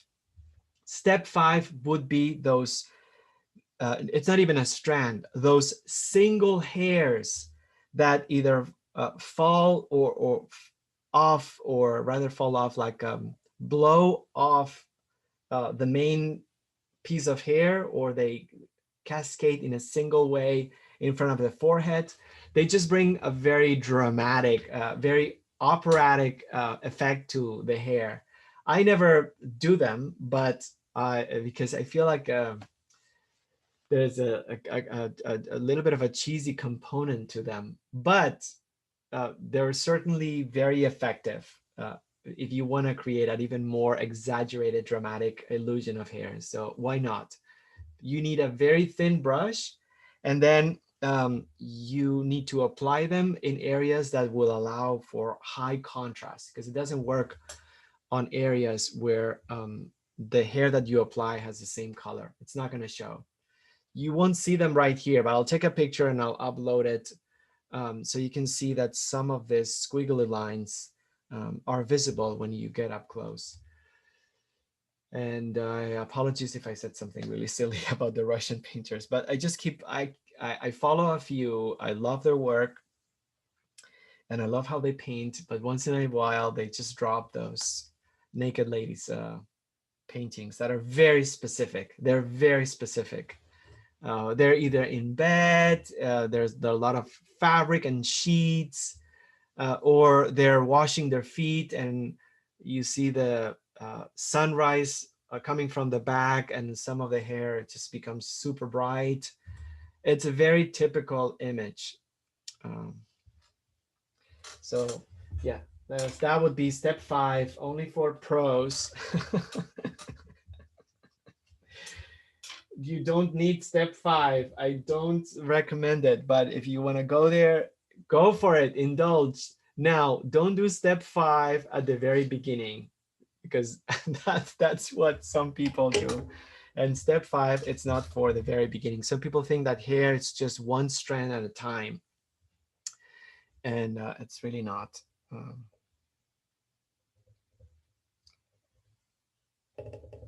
It would be interesting. I don't know. I can go back. You don't have to do it, Jen, but I can go back to the Berthe Morisot series and show her self-portrait and show that she did not do a single strand like that, a single strand. You can think of a lot of painters. Edward Munch did not do a single strand like that. I'll post it. Okay, Do you want thanks. to post the Russians too?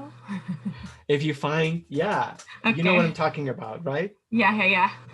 Yep, I can imagine it. Right. If you find one, just post it for Okay. kicks. You got it. And yeah, just 3 more minutes, and I will just bring some notes. But again, what's important, follow the direction of the style of the hair. Try, by the way, the steps 1, 2, 3, 4, 5, it doesn't mean like once you reach step 5, you cannot go back to step 1.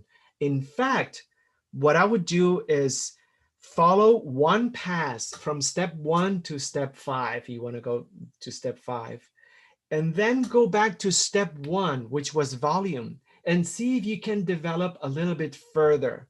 It may not be on the bigger areas, but perhaps in certain smaller areas, you can create a variation that will impact the painting dramatically. And then from that, go back to step 2, revisit that edge of the hair and see if there's something there that you can incorporate or develop or expand. There's always something else that you can pull. And then go back to step 3, go back to the hair growth and the edge, and find out if there's something maybe on the skin that you can bring, something in between. hair that's falling, a shadow. There's always something that you can expand. After that, go back to step 4, maybe add some more texture on the hair. And then you can just bring some more Russian like step 5s on it. That would be a second pass. You want to go really bananas. Go back 1/3 pass from step 1 to step 5. It will make the hair look insanely realistic. So the more passes you go from step 1 to step 5, the more you're going to push that illusion of hair to a level that would be spectacular. It's never one pass only. It's just like a few, and that's very important also to say, because that's the reason why we love Wednesday sessions so much, because we have an opportunity to do a full second or third pass on the work that we leave on a Friday, and it just moves the painting from okay or nice to mind blowing. So, final minute, my final minute, just have 1 minute. I will bring alizarin crimson, just a touch of alizarin crimson, and I'm going to brush it. I'm going to brush it, not too much. I'm going to do circular movements as a blush, literally, just apply it as a blush, and very patchy. I'm not happy with it. So I'll take 1 extra minute from the break.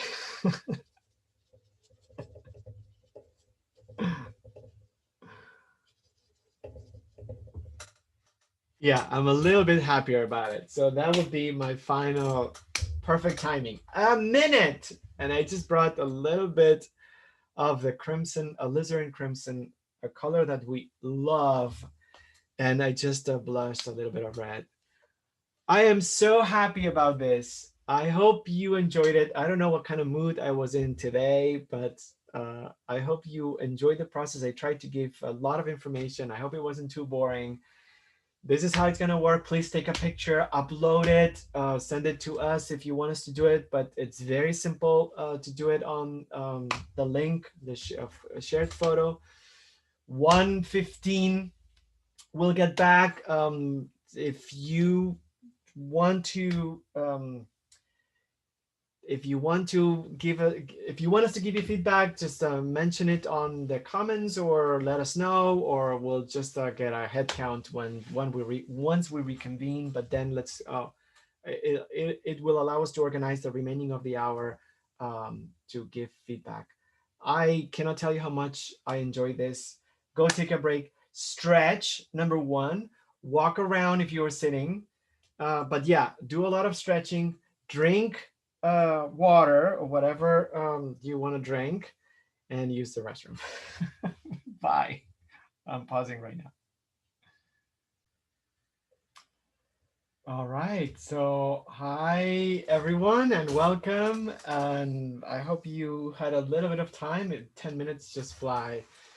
And this was so good. I'm so happy. I was just looking at some stuff. So, um, let's get started. I would want first to, before I share, I want to see what Jen, what you uploaded. So hold on 1 second, because by the way, this is the painting that I mentioned with the red background. I just love the fact that it's not cadmium red. It's pretty bloody red, or blood red, I should say.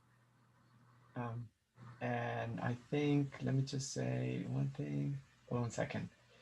Oh, and also I'm just going to allow everyone to chime in if you guys want. So Yeah, and all I uploaded the photo of the cover of Portrait of a Lady on Fire, the movie that was released last year. It's a story of a female painter, and I want to watch it again because I wonder if what period it was inspired by. But it's nice to see that there was a movie about a female painter. Let's just put it this way, because there's a tradition of female painters in France that I don't think I was aware of. She had three. Marie Antoinette had three portrait painters, and the three of them were women. And there's another movie. I don't know if you can see this. Yeah. So this is one of the portraits. One of the portraitists at Marie Antoinette's court, Elizabeth. Whatever you pronounce the last name, Denise probably will help us. But there is a movie. There is a movie that's out um, about her life. So I'm gonna watch it. I have it on my list of things to watch. But this is the movie, The Fabulous Life of Elizabeth Vigée Lebrun. Lebrun, I think. So anyhow, I'm just gonna do a pass right here, and oh, that's the Monet, everyone. I've never seen it, and it's so exquisite and delicate. The pastel notes are so beautiful. Thanks, Jen, for uploading it. I was in shock when I saw it because I thought that we've seen all the Monets there are when we did the assignment of the sun, but obviously not. This was or is part of the Brooklyn Museum's permanent collection, and it's going to be up for sale. It's fantastic. Uh, that is just bonkers. This one is also for sale, Jen. Wow. That's the Moreau. And then Buffet. there's another one I posted too. Yes. There's a few more. There's Steka, but I only posted 3. Oh, that is the Russian painting, right? Yes. Yeah, mean.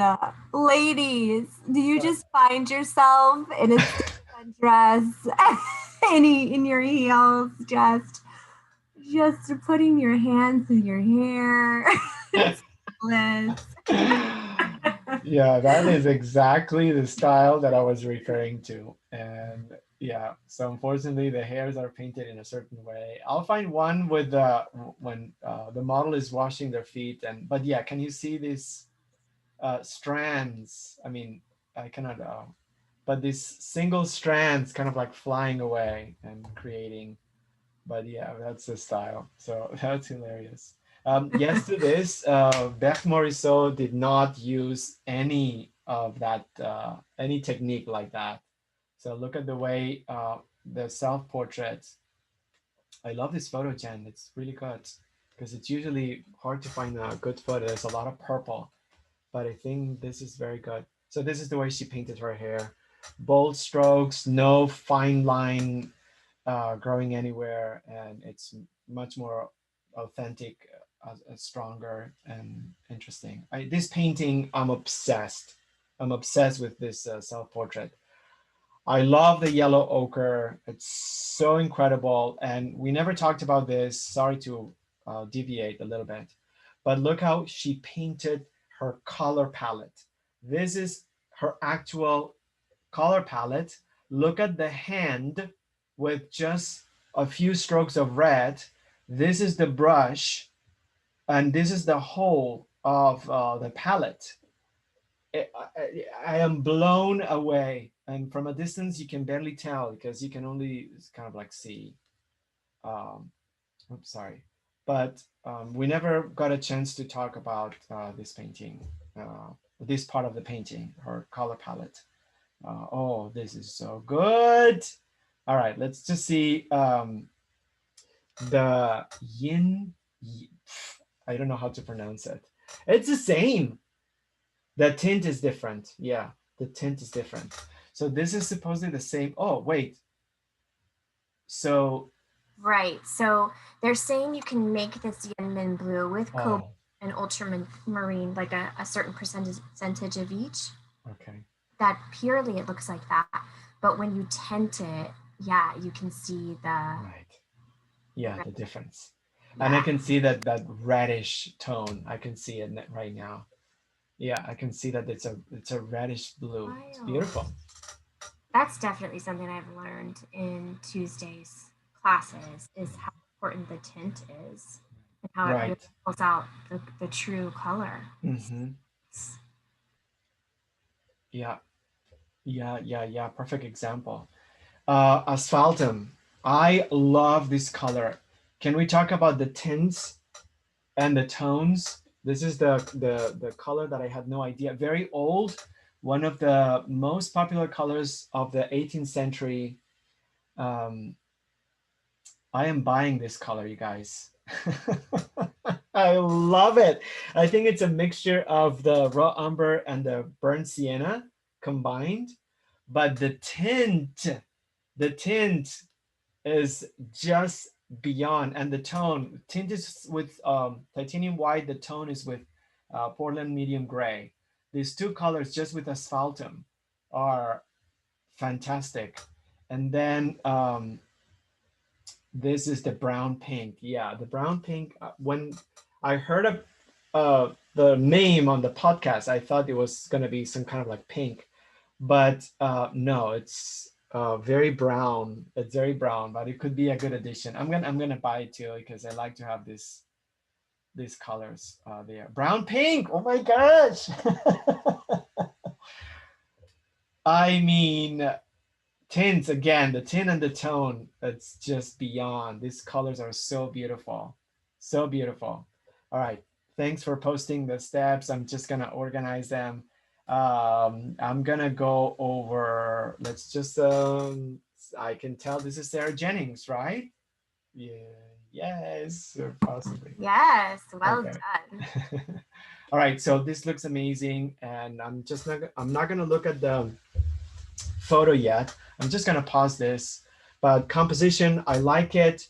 I like the fact that in one area it's cropped, and there's something about the composition here that I feel it works. In other circumstances, I would say, oh, it's bleeding to the edge. But there's something really nice about crowding. It's almost like the wig wants to push against the edges. And I think conceptually that is interesting and I like it. And it works for this painting because you have this right here and you have this on the edge. And because you have two and this kind of like crop, it works. It just makes the wig much bigger and it creates a tension against the edges that I think kind of works. And I love, I don't remember the image, but I love that you just did the eyes and not the mouth. There's something also very mystic. It's almost like uh, it's a different version of a mask. She's not wearing a mask, but at the same time, it just feels like it's a masked face. So I really like it, and I'm just gonna bring the photo just so we get some information. Ooh, yes, I know, I know, I know. All right, so I have a couple of things to say, and I'm gonna try to be as effective and efficient, so we can have. Um, Definitely different from last year, Sarah. I didn't upload it, but yeah. Okay, so here we go, and then this is the photo, and this is the image. So Sarah, really briefly, absolutely love the reinterpretation. You really honed in on the conceptual element, and not that that has to happen every time, but I really appreciate that you did because you made this image your own. You took this as an inspiration, but then this has nothing to do with the image. Great color palette, great composition.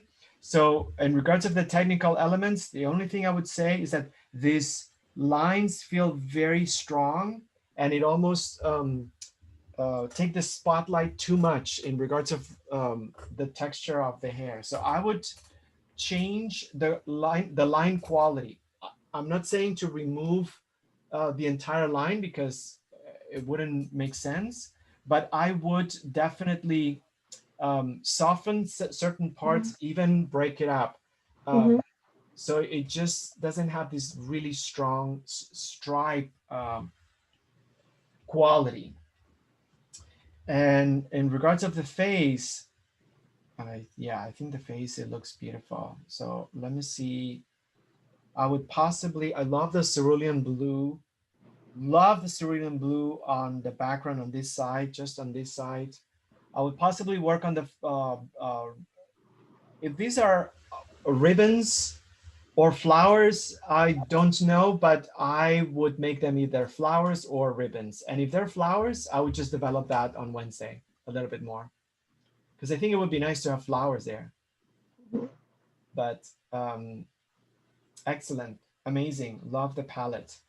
Beautiful painting, really um, attractive. You Good know, I job. pulled out the one that I did last year because I actually have it on my wall now, and the difference is from night to day.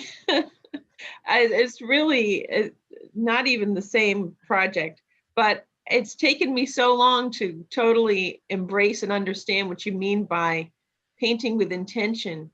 And when you said that the wig was really the star of the show, I thought, why am I even focusing on her full face if the wig is the star? So that's why I cropped the face, and it worked for me. I wanted to focus on the top of her head. It was almost as if she's partially decapitated, but not Right. all the way.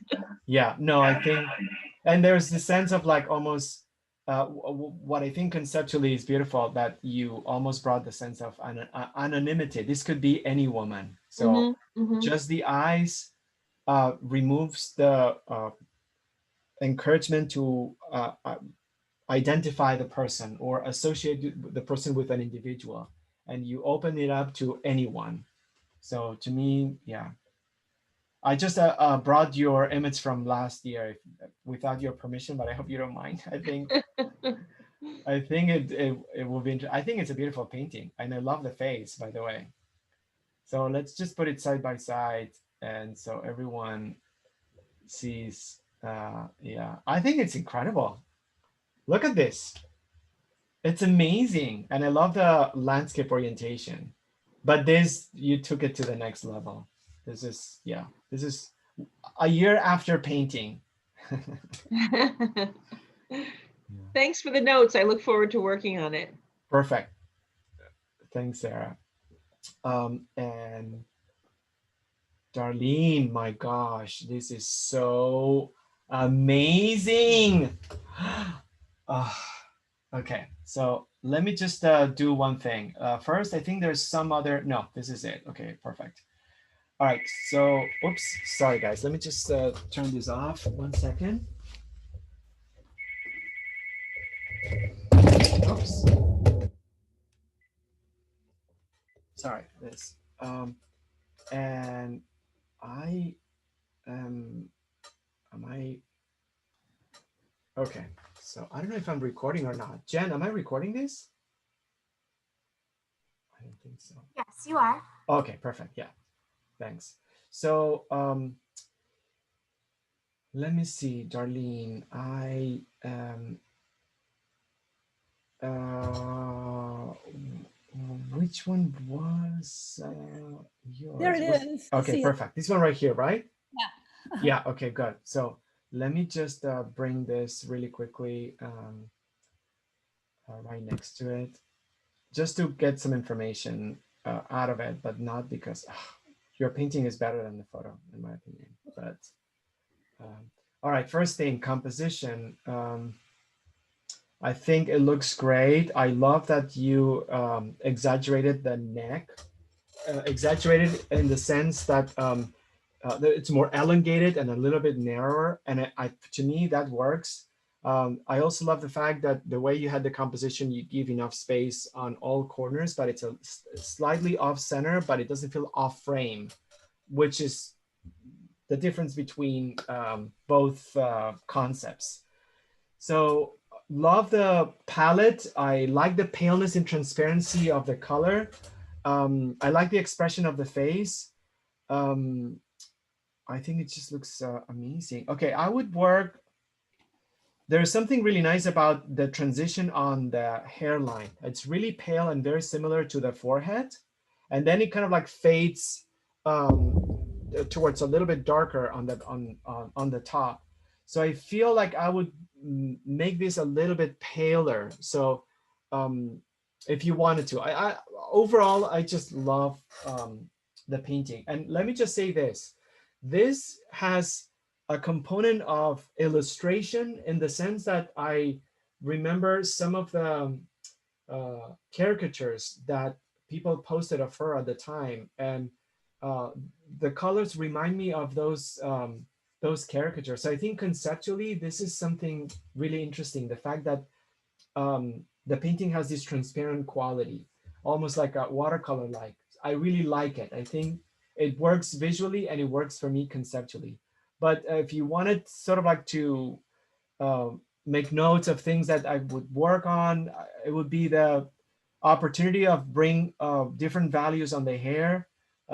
So much lighter right here. So it almost expands the skin a little bit higher, and it gives more of a again, operatic drama.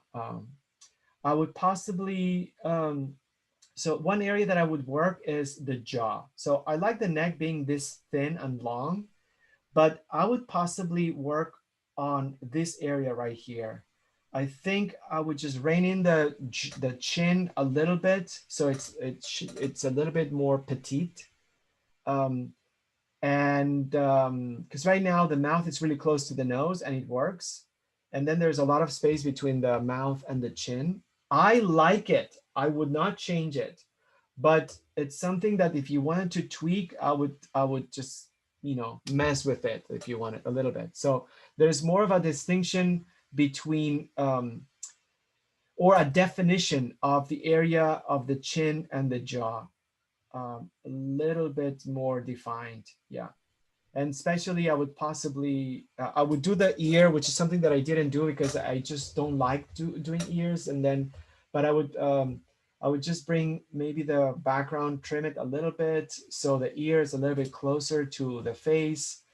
Overall, what I would do is on the chin and the jaw and the neck, bring them closer to the facial features. So that, um, yeah. Okay.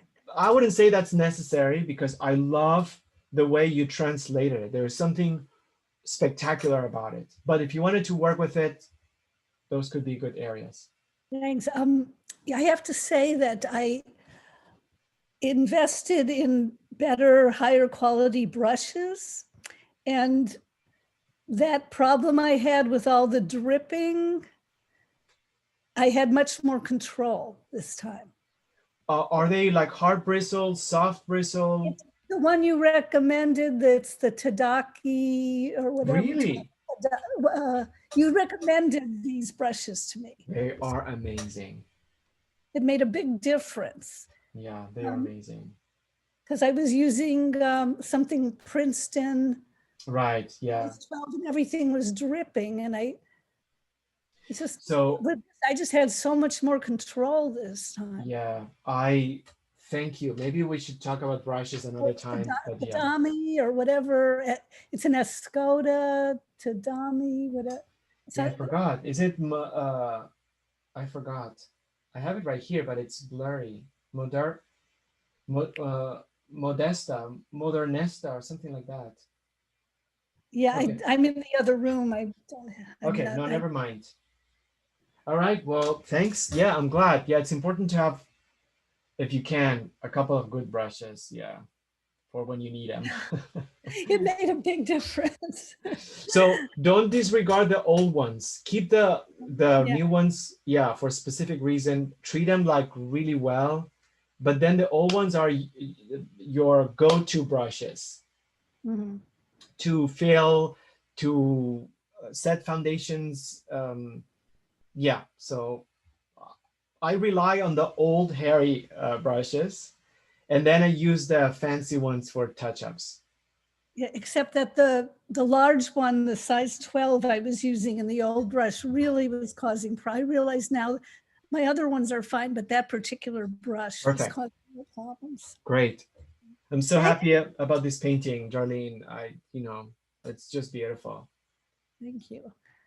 I wanted to get away from really dark backgrounds that I tend to do, and I wanted something very Very light. good. I would just keep that because again, it has this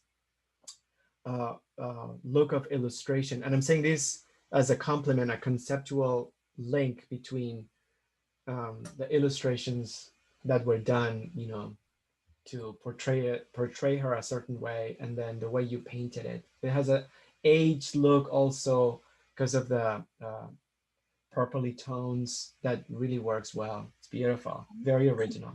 I I tried. I ended up smudging the eyes. I tried to draw everything It beautifully. looks beautiful. The eyes look great the way they are right now. There's something about that.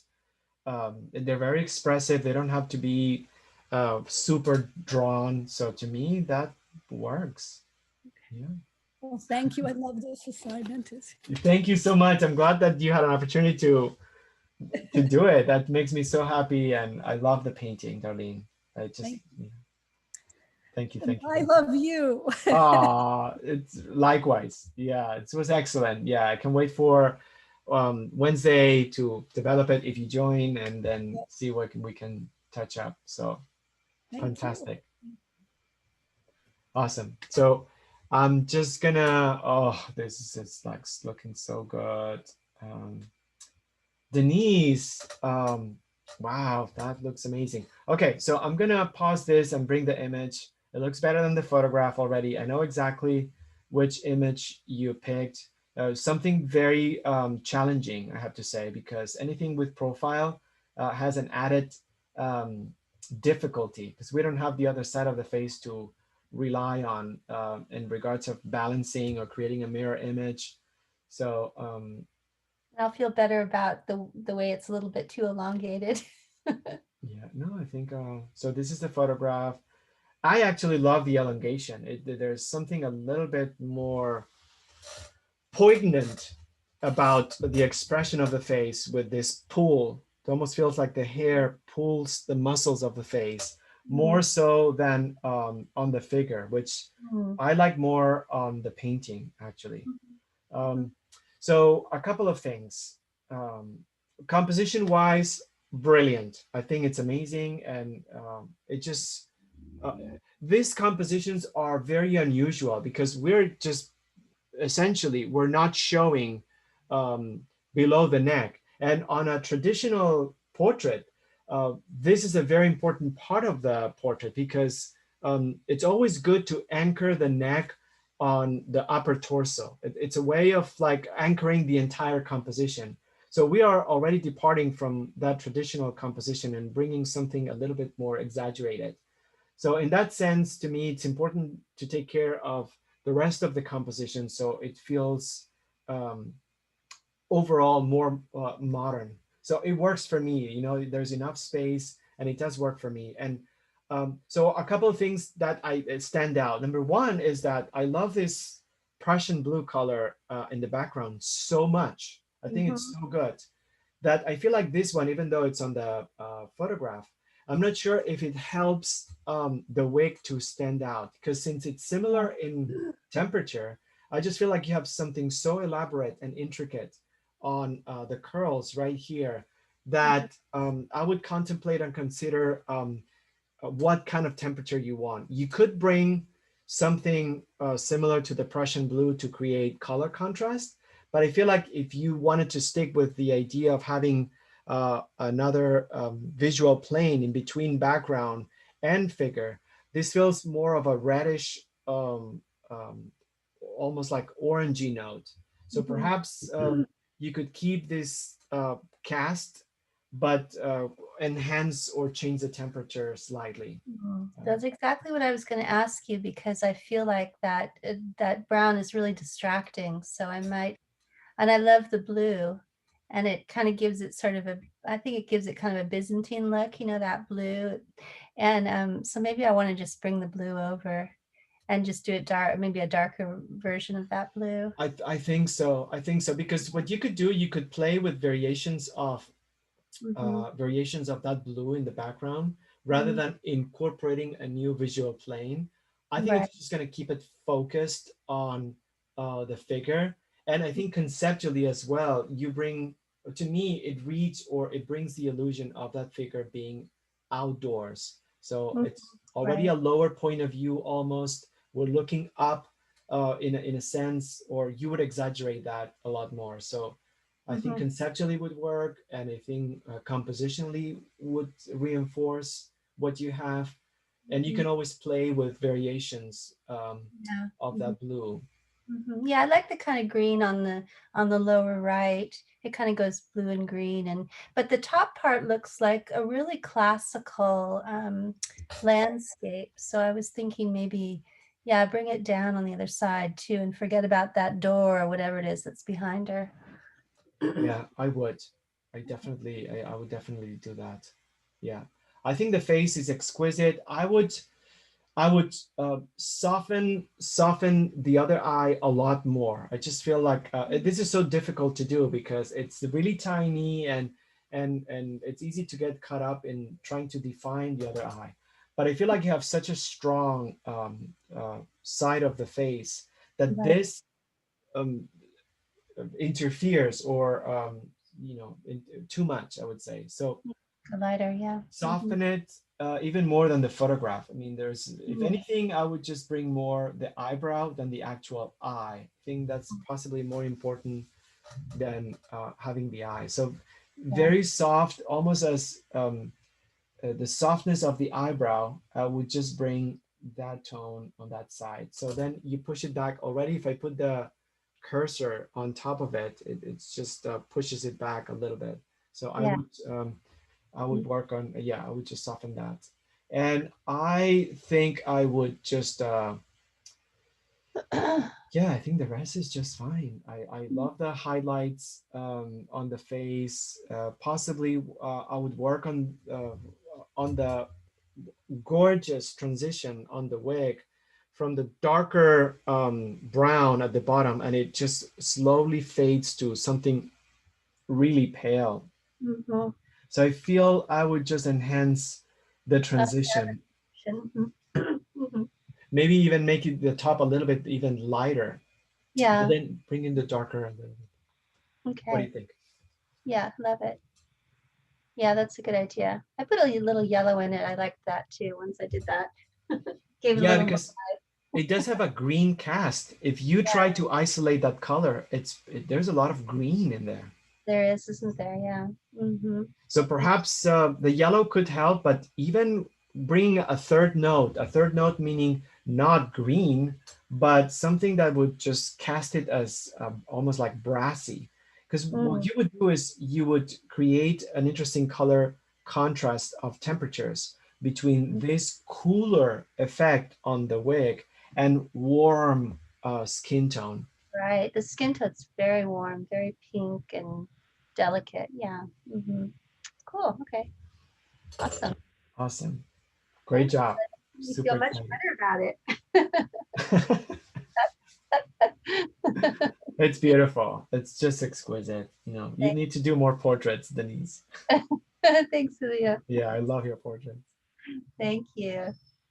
Awesome. So, oh yeah, Laura, wowza! Oh, this is so amazing. And I know that you uploaded another one. Okay, I'm gonna go to this one.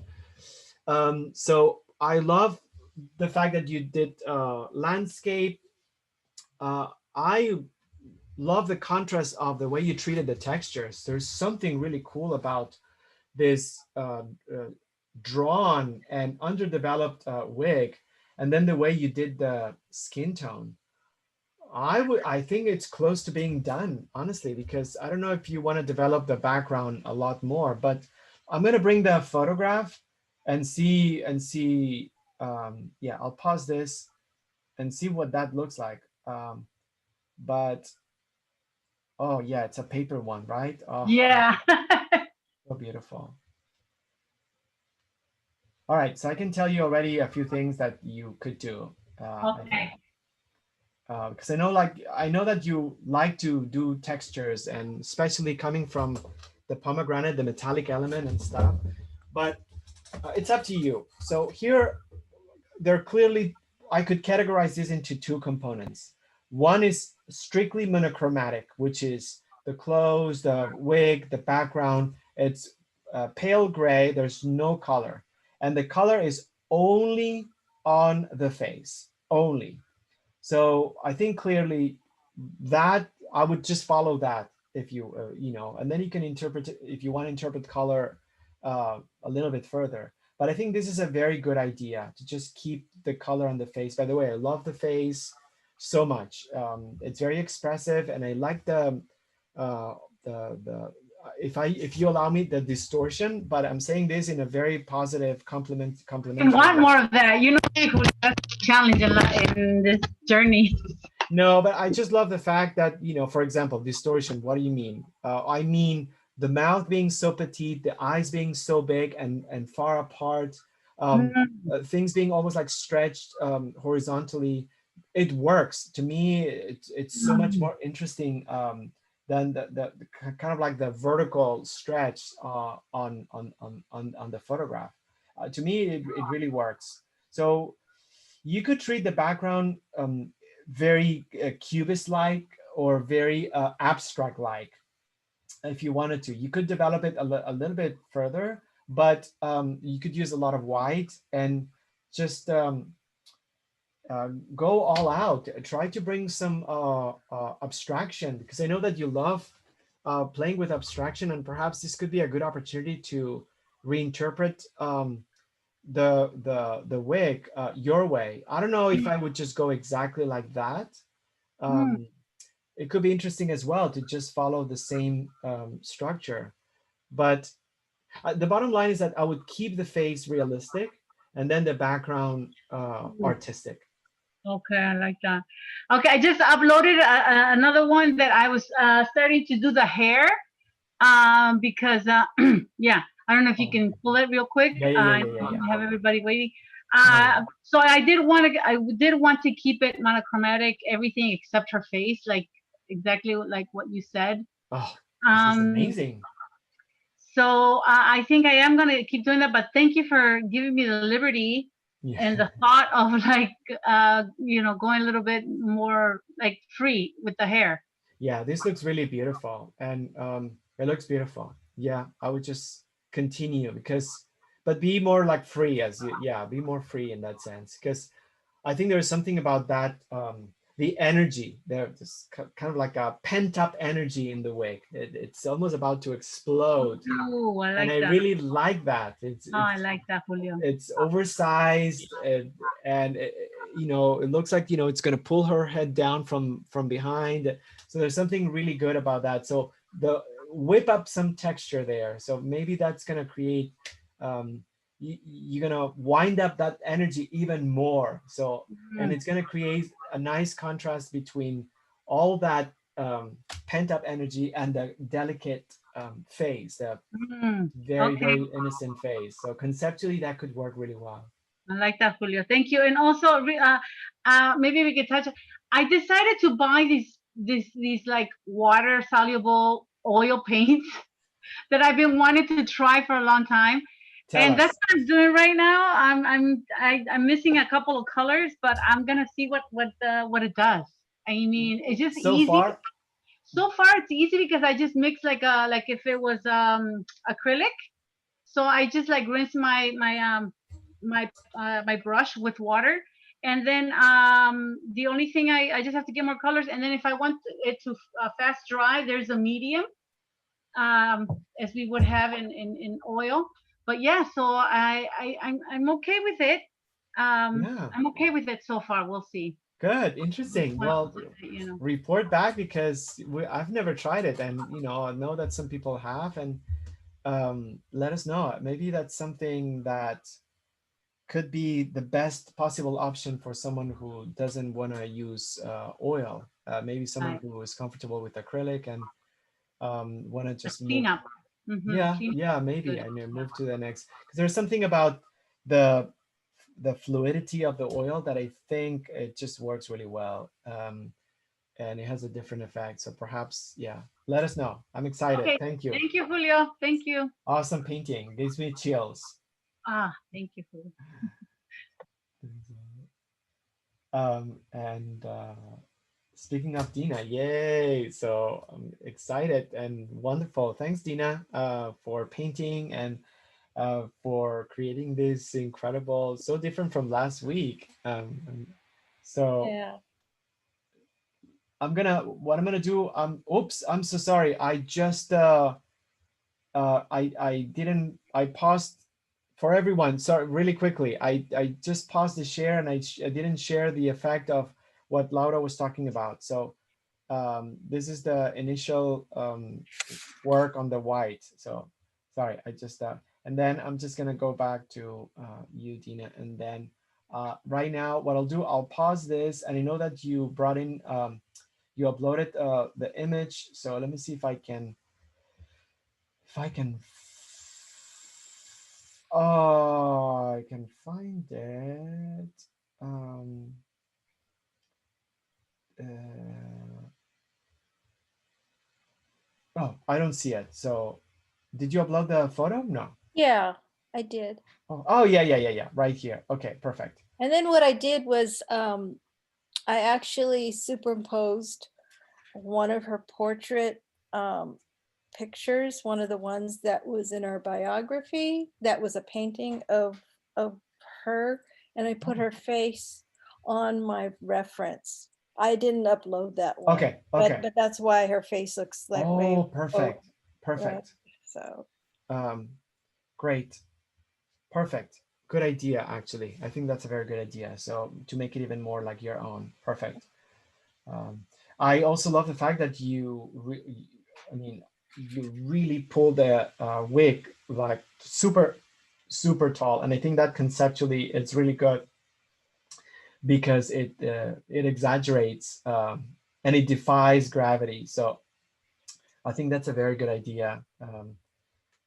So a lot of reinterpretations, and that's something that I love that you do because you get some images, but then you make some changes and you tweak them. So a couple of things. Um, I love the tilt of the face and also the slightly tilt on the wig. I think that works really well. I feel that I would work on variations on the flowers because I feel like there is a little bit of rhythm, but they feel like way too similar in the sense of the color right. and the value.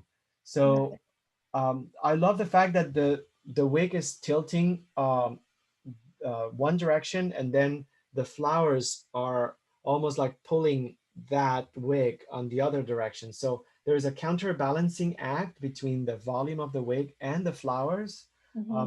I would just elaborate more variations and distinctions between the flowers so they feel um, less than a single unit and more like an Yeah. arrangement.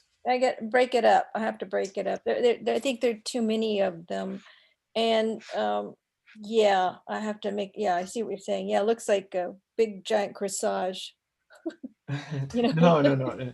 Usually when we paint things that are similar in size or color, the viewer automatically combines them into one single unit. Right. And that's a perception issue or effect. It's not, there's nothing wrong or anything, but we want to make sure that at least, it's to break it up and then so it's a little bit more engaging in that sense. Right. Right. Yeah. Yeah. I have some work to do on it. And I love the background. I think it's good because you brought some similar tones to the wig, so it almost feels like the color of the background also bounces off the wig. So I think that helps. But I would develop perhaps a bit more. I like that there's darkness right here, but there's something about having in certain areas some continuation. So I feel like in some parts of the wig, if you bring the continuation of the value from one side to the other side, ever so slightly, what you're doing is that you're creating a much stronger idea that the background is a field, a plane that it's part of the scene but behind the figure. The interruption on the value makes it more like an interpretation of it and less like the illusion of, in fact, there is a background there. I don't know if that made sense. So you mean that the background, because it's so varied in value that it's hard to distinguish between the subject being in front of it? Is that what you Right. mean? Yeah. So for example, in the upper part, this like darker area, Right. so it stays right here, which is fine. It just defines the section. But the fact that here it doesn't have any of that, it just makes it more like you filled it. You filled it on one side, and it just flattens any kind of Yeah. potential perspective. If you Mhm. brought, you can still fade it, but if you bring some of this in certain parts and then you fade it, then it certainly looks like there is a background behind the figure. It's not flat. Okay. Yeah. Now I think I need to make, work on the background, make it more like a continuation so that it Ins- feels like it's Yeah. separated. It has to be, yeah. And I used only the four colors of the Zoran. So this is the Payne's Gray, the yellow orchid, yellow, how do you, yellow Ochre, yellow ochre. okra, yeah. And I bought that alizarin crimson, which Oh is my just awesome. This is just I love it. And titanium white, and those are the only four colors that I did used with this. And then even to get the green, it's a little bit darker on the photograph, but yeah, I mixed because on Tuesday it is possible to get a green. It's not a green like sap green, of course, but it is you're able to get green, and Oh it my shows up God. much better than these. These are kind of more brownish, but it is much brighter than that. I am now like, wow. So this was painted with the Zorn palette and I love it. Yeah, it was, I mean, I love it. I mean, because if you're just mixing them, you can't go wrong because you're only using four different colors. So it's like it's easier to remember the recipe. Like, oh, I like that color. Oh, okay, let me. Oh, do I mix these two? Oh no, that wasn't it. Oh, maybe I'll mix these two. Oh yeah, that's Oh, it. And we're so so doing it.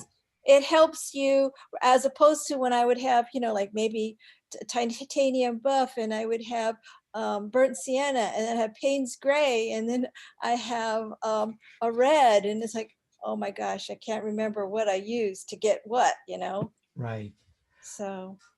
Thank you. And I love it. And everyone who's still here, next week, we are doing whatever we're doing, it's going to be a Zorn palette based assignment. So if you don't have, if you have,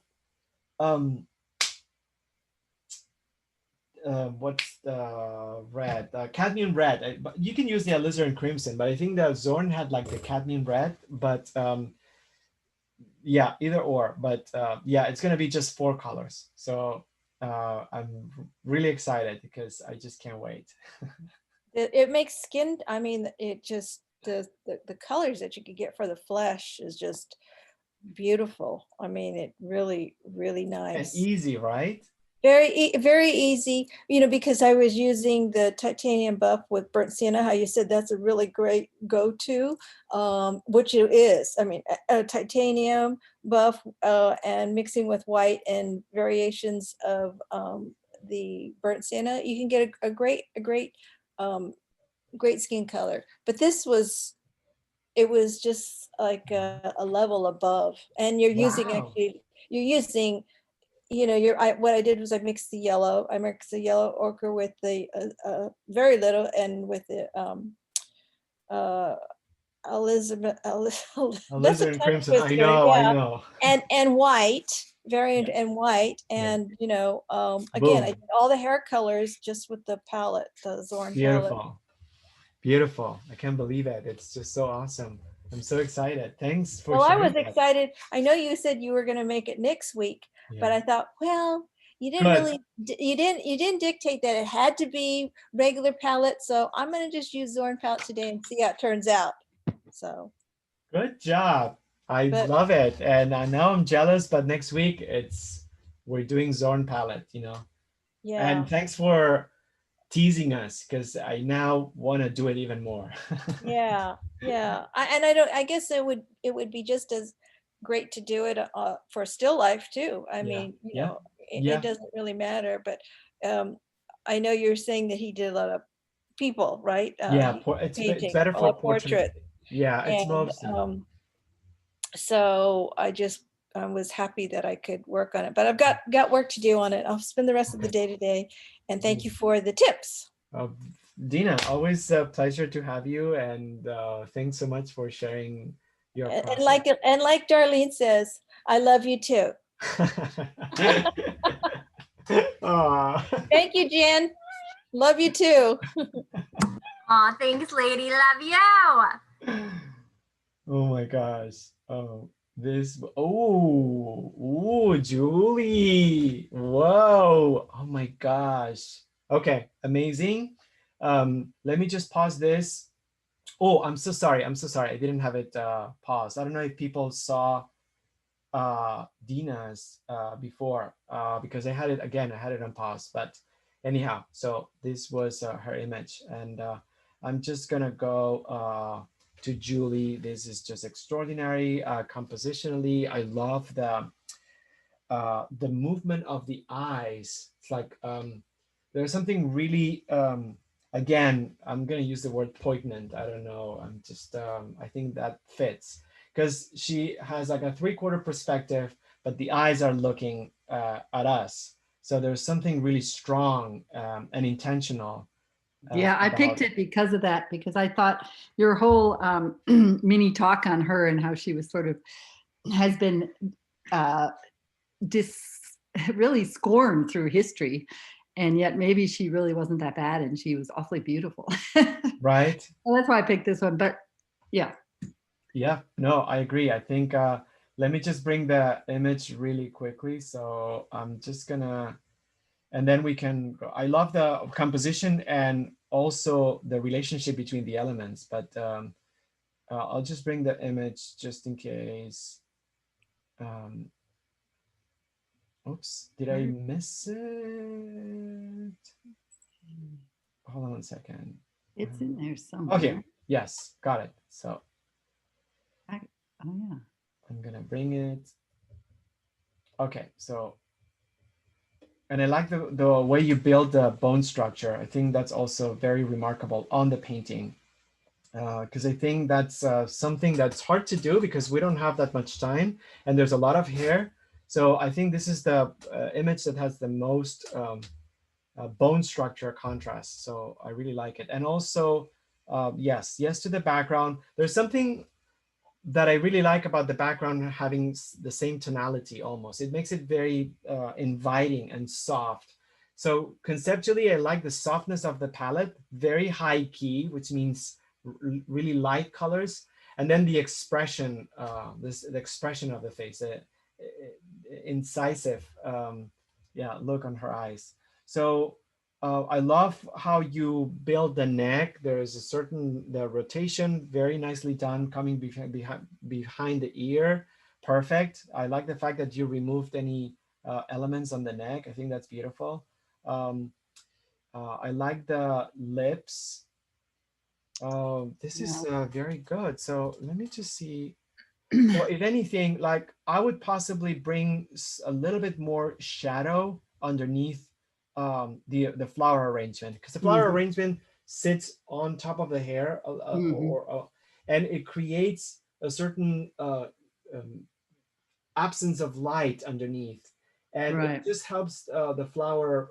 It helps it pop, and at the same time, it just enhances or counterbalances the light from the other side, the light direction.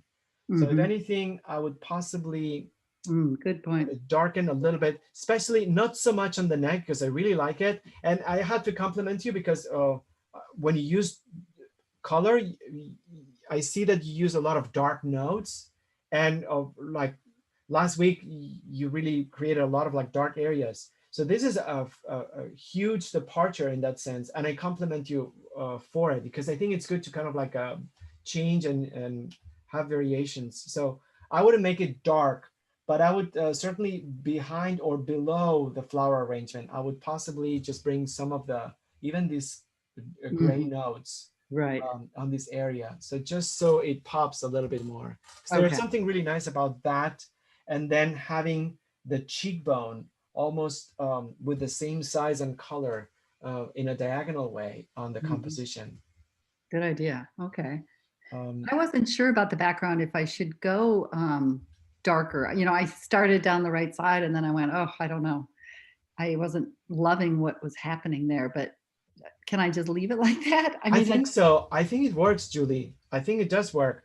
So I would leave it like that. If you want, you can bring this line right here a little lower, so there's more of a transition that goes from the lower part of the painting to the upper part, but Okay. keep the nude tones. I think that works really well.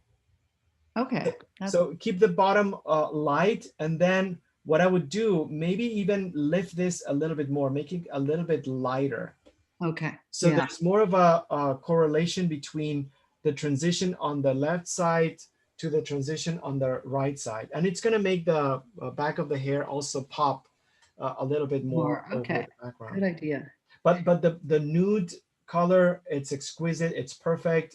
I don't think I would darken it. Okay. I spent way too much time on the face, and I really know this was supposed to be a hair study.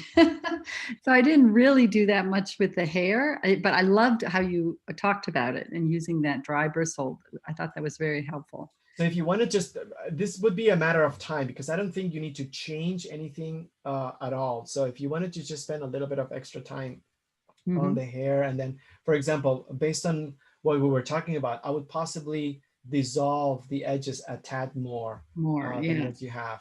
So just so, yeah, I would it really is that way in the photo. Yeah. Right. Yeah. A little bit more dissolved the edges. Maybe bring in regards of value. You did it already, but maybe some more highlights right here on top. So it looks like the hair continues again on the back.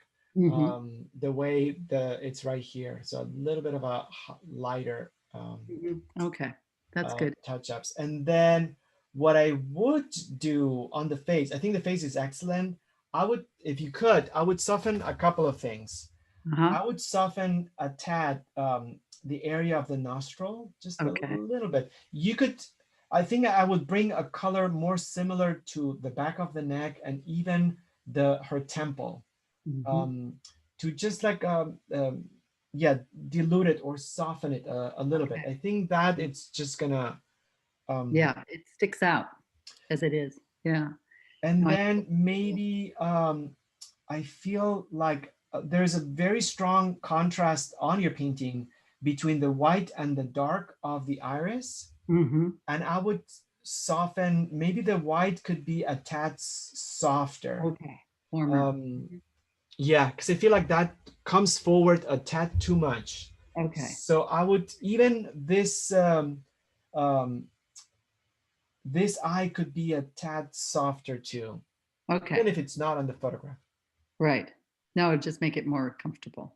Yeah, because then you showcase this eye, and then this one, it's just an accessory to the one in full view. All right. I have to say, I think everyone's work is incredible. It's just outstanding. I think this practice of just being so regular every Friday is really, really helpful, at least to me. And I think in everybody's work, it's just phenomenal. I was talking to someone this week, and I brought up your name just because I think your work is also growing and developing. And yeah, well, thank you. It's practice. It's definitely is. I mean, you're being more conscientious. You're being more intelligent with your execution, and you're certainly now more able to see what needs to be adjusted, which is, to me, it's the key, you know, Yeah, to not feel frozen. Thank you. But I do think everyone is just doing amazing jobs. know. It's really something. So thanks so much. I have to run to an Go, appointment. go, go. Yes. But I love you all and I'll talk to you later. Good job. Can't wait till next week. Yes. And so awesome, fantastic. I'm thrilled. This is beyond amazing. What a group. It was a great 180-degree compared to last week, which is good. I love the pomegranates, and this was very challenging. If you have the time, dedicate a little bit more time, because on Wednesday we were just talking how amazing it is to have the chance to do another pass to the painting. It's just, it catapults the progress and the painting, so much. Because right now we have a work and we have a base and it looks good and it's incredible. But when we now build on what we have, we just take it to the next level. So great job in making it conceptually interesting and not just an exercise in copying, which to me, it's the core of what we're doing. This could have been, let's put it this way, someone who, and we're not giving ourselves credit, but someone who would just take on this exercise without elaborating and going over the conceptual things that we talked, it would look like a copy. So you guys reinterpreted it and made it your own, and that's what makes them really interesting and genuine and original. So great. I'm going to work on mine. Saturday, we're going to Forest Lawn. I'm going to send an email right now because I know that some people are interested. It's going to be studio time, so it's not going to be plein air unless you want to paint something out there. So if you are interested in joining us, I'll put the link out. Bring anything. You can bring this painting or a painting from previous series, and you can work on it if you want. But it's going to be outdoor studio time and 2 hours. It's amazing. It's fantastic. And I just cannot wait to go back there. And Jen, thanks for your amazing help. Thank you guys. Like Julie said, the work is incredible and it's just getting more and more just elevated and ridiculous and intentional and just so many layers, and it's so great. So great. I'm so honored to be a part of this process with you guys, truly. Likewise. I read it in your voice, Jen. I feel also humbled that you guys are doing this, because the work now, it's just like it's really amazing. It's really amazing. It's so incredible I feel such sense of responsibility, honestly. Because you guys are growing so much as artists, and you're like a father. You're taking it in and you're really working, and it's humbling. Thank you.